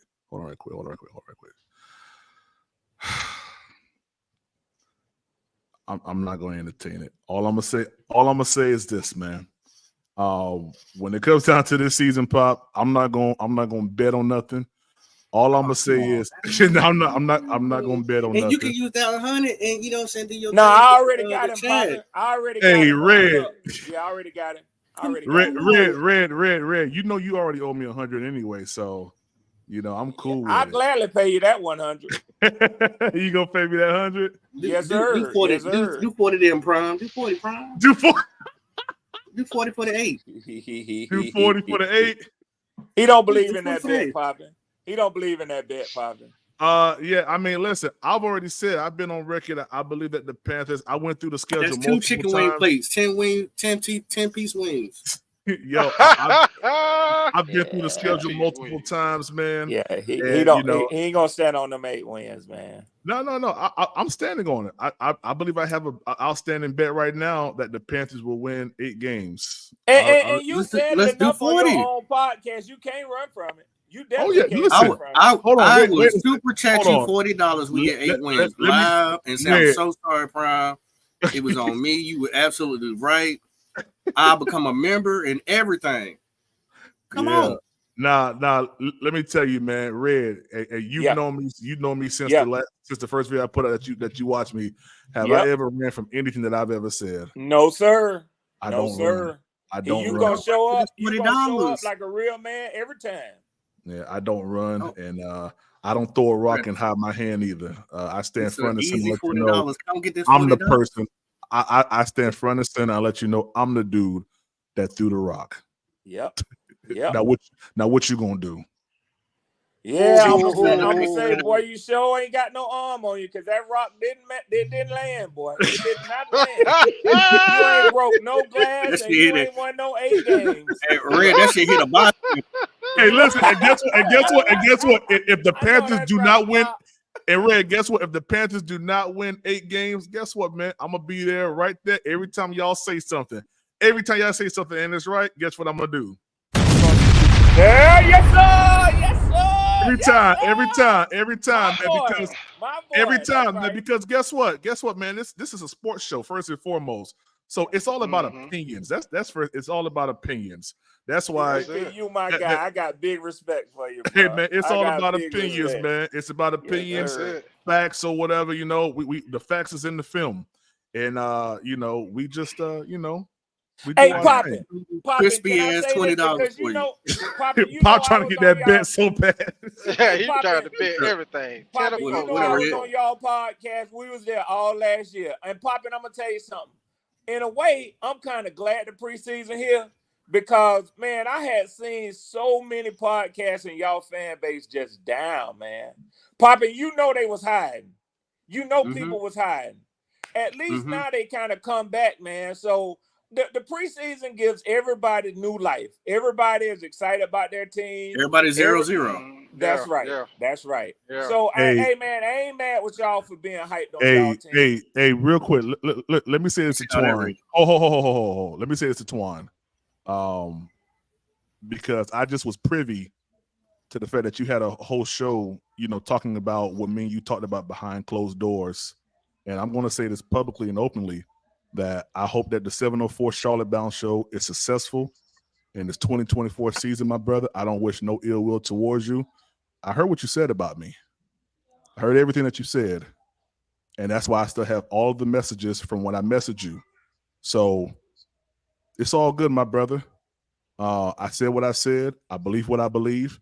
And it's all good. I wish you much success in your podcast, my brother. But as for me, I won't be coming back to your show. You keep putting comments in the chat. I won't be coming back to your show based on the respect level that I felt wasn't given back to me when you was on my platform, and I would never do that to you. So don't say that this guy, because I've never lost respect for you, but you said in the chat that you've lost respect for me as a man. And I would never, ever, ever, ever do a show on another man, especially another podcaster. So I want to let that be known, okay? I appreciate it, my brother. I'm glad you said what you said, but I would never degrade you as a man. I would never say that you're less than a man. I would never do any of that stuff like you did to me. I would never do a show on you like you did with me. So let's let that sit right there. All right, fellas, we about to go. And I hope you guys have an amazing night, man. Great show. I appreciate y'all. Bucket with your girl. I saw you came back up. What's going on, Bucket? Yeah, sorry, my phone had died. I had to race home and put my phone on the charger. Nah, you good. You good. Yeah, man. Sliding in your DMs, weren't they? Yeah. She know they be going crazy when she pull up. See, popping. See, you can't bring stuff like that up. She know they be going crazy when she pull up. She already know. Nah, but no, I like on some real stuff though. I think your offense. I can't say whether or not your offense is going to be efficient. I just think it's going to be interesting, especially with the kind of skill players you guys have, the new rookie and Xavier Leggett, and what he can bring to the team on offense. So I'll give y'all that. I give it. It'll be interesting. As far as defense, I want to personally thank y'all because I know Mike Evans gonna be eating good on Sundays when he play against y'all. No, he ain't. Yeah, he is. Not if JC Horn healthy. Exactly, and we shut him down last year. No, listen, we did shut him down. If he stay healthy enough, maybe, but we'll see. Hey, Bucket, I've never asked you this, but I'm gonna ask you this: if you had to pick a team to give y'all competition for the division this year, who would it be? Can you repeat the first part? If you Poppin', I'm gonna do it. If you had to pick a team that will give y'all competition for the division title this year that y'all have won 3 years in a row, who would it be? Atlanta. Drop the bomb, PPP. Hold on. No, hold on. I have a good video coming about Atlanta too, because I'm gonna be talking about all the NFC South teams, but I kind of like what Atlanta's doing. I ain't gonna lie, like especially I got our former head coach, and he want to get revenge. He want to get that get back. Yeah, it's gonna be interesting with the Falcons stuff. Yeah, and Raheem got that good energy for players, man. He does. And what I think a lot of fans don't understand is that when Raheem was with the Rams, every time we played against the Rams, we have struggled, especially with his defensive philosophy. So the fact he's coming into the NFC South and he's bringing that is we're gonna have some trouble, but we'll see what Liam Cohen, with his former that's right, OC. That's right. Yeah, we'll see how it's gonna work out. Yeah, it's gonna be very interesting this year, y'all. Subscribe to you, Bucket. Hey, real quick. Appreciate that. Hey, real quick. I don't know if y'all can see this, because listen, man. Yeah, I don't got time to lie to nobody or lie about anything. This is what I said to Twan. Since we want to talk about, I'll show the world That's why I kept these messages. I'll show him what I said. I said, good morning, sir. I wanted to reach back out to you concerning the date for the sophomore roundtable. I will be working on that day. I won't be available. I also wanted to reach out concerning the last live that I did. As I went back and ran the replays of that video, I had the same thoughts that I do now.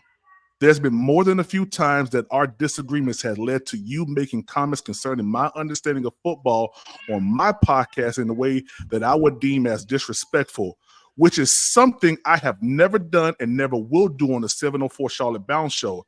There's always a level of I showed you this or that always seemed to work its way into the conversations, which is something I would never do or never have done or will do on your platform. As a result, I have decided it's probably best that we no longer join in on each other's platforms, as I feel the respect level is no longer there.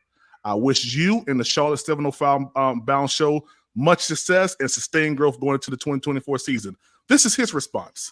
Bro, I thought that was so cheesy. You talk to a man like a man about stuff like these. Not a dang text message. I would have had no hard feelings, but if you are running a podcast where you want to be right all the time, that would not work. I don't respect you like a man now. The way that you handle this, you have my number, and to be honest, I knew you were never coming to the round table. The way you kept making excuses made it obvious. Bro, you got this. You got to get this childish chip off your shoulder and learn how to debate. I responded, I appreciate you coming. Much respect. He blocked me. So, yeah. Go on. Listen. Listen, man. I'm not out here. I'm not out here trying to cause no issues, but don't come in my chat talking to me crazy. Don't do it. Don't do it. I'm a respectful guy. I try to be respectful to everybody that ever comes on my platform, everybody who I encounter. Even when I cut bridges, I try to cut bridges respectfully and honestly. Don't do me like that. Now, not only did Unc see it, not only any other podcast has seen it, but the world has seen it. Now what's your excuse? I just want to bet $40. Hey, man, moderators. Poppy, you stupid boy. Moderators, go ahead and do what you got to do.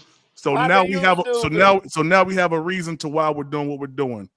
Please go ahead and block Twan. Right. Please do so. All right. Go ahead, fellas. All right. No time for that, man. Reg, you should have been started your Brandon, podcast, OG. Hey, you got that like a real man, man. That's big boy stuff. PPP. I hear you, Poppy, man. I don't want that so hard, man. I don't want to get caught up in none of that. I just, I want to move along to the bet. You know what I'm saying? He said we had to say it. These are grown men. They handle their business. Hey,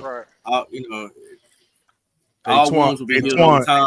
Twan, I'll be that, and I'll be good and feeling all right with my little podcast where I only feel like I'm right at. I hope that you have sustained success in the 2024 season, my brother, like I said to you. Okay? I hope you have sustained success, my brother. And I think all with time, all wounds will be healed. I just want to bet $40. Oh no! That boy had that $40. He ain't quit about them $40. Hey, them $40 hot, boy. Okay. Ain't it hot $40? You go to the dice game with them hot $40. I'll do it myself. Fish table? What you talking about, big table? We go to the fish table now. Hey, you go to the dice game with them hot 40, boy. God, that's my boy, Poppy. Poppy, you stupid boy. I just don't like. I don't like. You know what I'm saying? The argument, man. That's I feel you. I mean, I see what you're doing, I got you. And I know you're a good dude, Poppy. Oh yeah, you're a good dude, man. Yeah. But hey, handle like men, man. That's what I say. Handled. Not handle it, but handled like a real man, man. So I want to get a pay-per-view going on, so I got a big old backyard. Y'all can get back there. No sir. I mess with y'all. Yeah, we don't got too old for that stuff. I'm trying to tell you, Big Tight. Yeah. I mean, listen, man. I got $40 on that too. Yeah, in business, man, you look at it and you say, okay, is this relationship advantageous for future growth? And it just wasn't. And it's okay. You know, I don't hate this dude. I'll never talk crap about the 704 Charlotte Bound show. I'll never do that. Never do that. And I never have done it. That's why this is the first time that you guys have heard about this. But he talked about me right after it happened. So it is what it is, man. It is what it is. So that's where I'm at. And I don't care who I'm feels taking all bets. If y'all want to see that pay-per-view. Nah, it's all good. Hey, Pop, listen, man. Eight wins. The Carolina Panthers.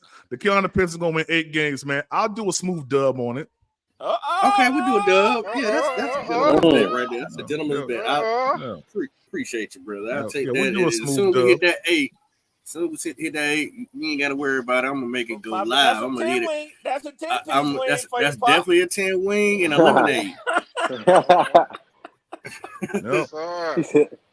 Lemon pepper. I'll take the 10-piece. I'll take it. And listen, man. Regardless of whatever it is that went on between these guys, anything could be squashed. Anything, you know I agree. People die every day, so I don't think nothing's big enough when ain't nobody touch their mama, their family.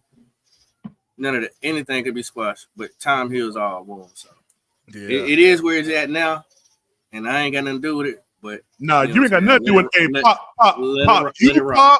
You Pop, Edge, y'all cool, man. Aries, y'all cool, man. Because I ain't never felt none of that from y'all. Y'all cool, you know. Hey, listen, it is what it is, man. But yeah. Hey, listen, man. You if you think I'm a B, I'm gonna be at training camp. I'm gonna be at the preseason games. Oh, they go hey Marshall. I ain't seen you. How you been doing, lady? I'm pulling up to everything, and I ain't pulling up with no bodyguards. All right, now both of y'all now. I'm just saying, I ain't pulling up with no bodyguards. Yeah, so pop it out. Hey, you good? So how was everyone's day? I know that's right. Thank you. Come on with it, Bucket. Bring it. Hey, you know, get some estrogen in here with all this testosterone. Yo, what up, man? Bucket. Red Hill. Yeah. We need you, sis. We need you. Yeah. Hey, but listen, hey, Marshall. Good to see you, hey, Marshall. I'm gonna jump off. It's been a great show. I'm gonna leave it at that. It's getting close. Like Kobe said earlier, y'all. They right now the guys out there spending some of all the millions they made. They in the islands. They in California throwing the ball around with each other. It's gonna get real in a few weeks here. The pad's going on. And then it's gonna be singing and flower bringing. It's gonna be singing and flower bringing, baby. That's what it's gonna be. Yeah, man. But hey, Red, I got a $5 bet for you. Huh? I got a $5 bet for you. On what that, bro? I bet you Bryce Young truck somebody this year.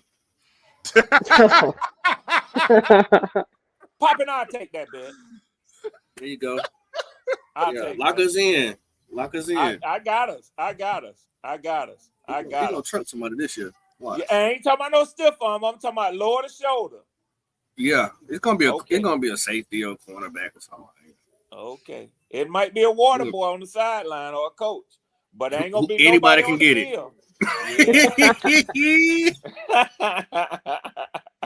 Yeah, man. Hey, but I'm looking forward. I don't said too much on this. I done said don't too much on Joe Biden's internet tonight, man. Let me shout out the podcast real quick. Hey, go ahead. Shout it out, man. Shout it out. Go ahead. Man, I appreciate everybody that came over here to holler at PPP. You know what I'm saying? You know, I definitely got to come over and always challenge you, my man, because we have intellectual etiquette conversations.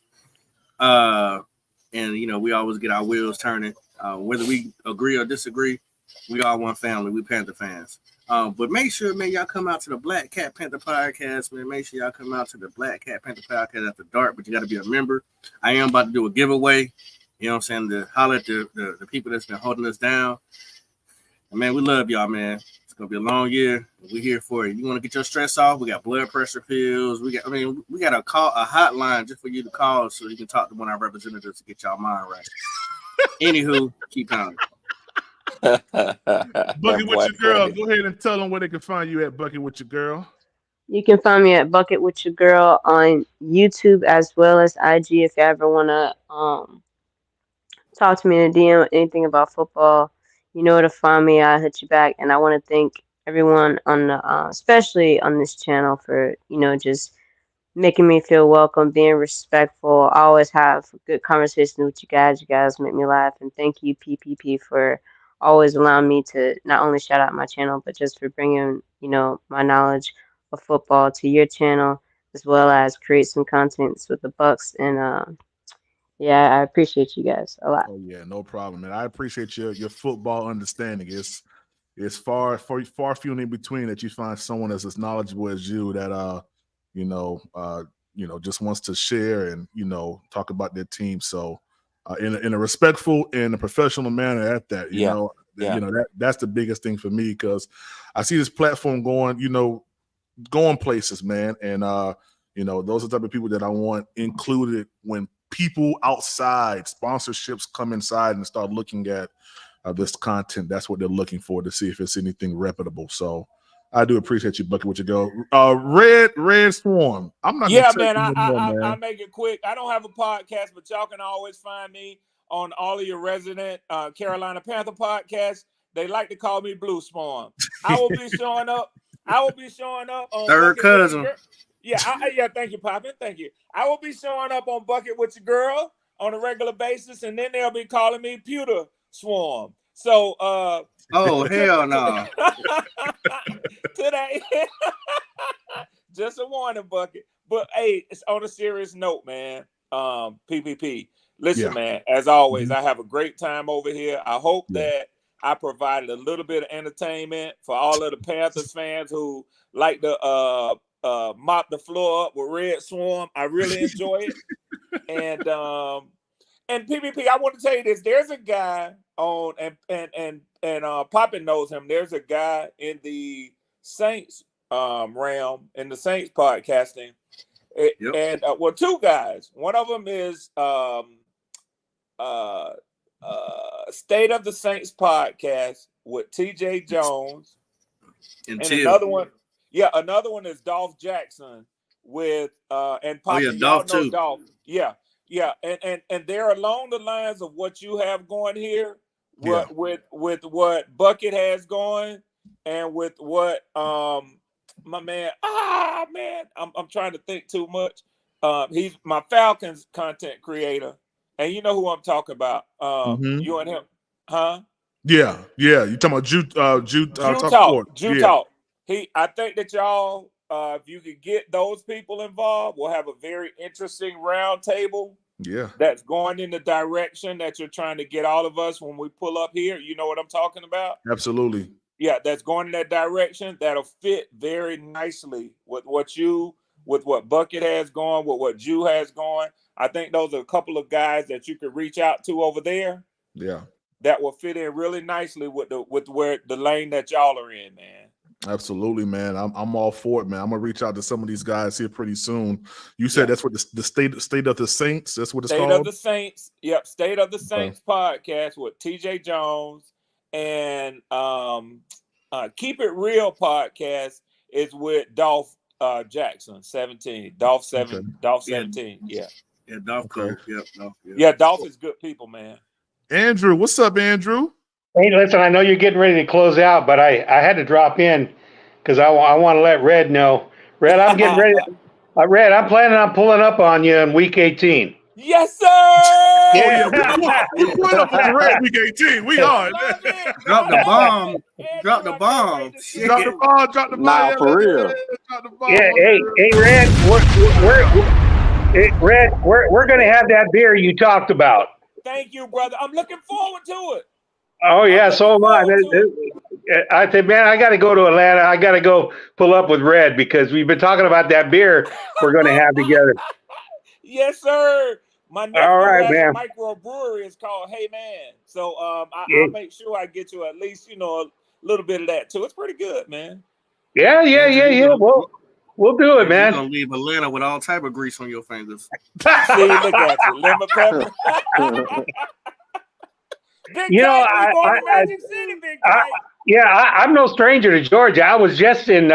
There's a little city south of Atlanta called Locust Grove. I don't know if you know of it, Red. That's right. But of course I do. Yeah. I was just there not long ago. Attended a wedding there, and it was more than just a while ago. It was probably a little less than a year ago. But I decided, man, when I heard you talking about Unc and everyone going, I said, man, I got to pull up on Red. Andrew, We I'm so excited to hear that, man. In Locust Grove, they have Tanger Outlet down there.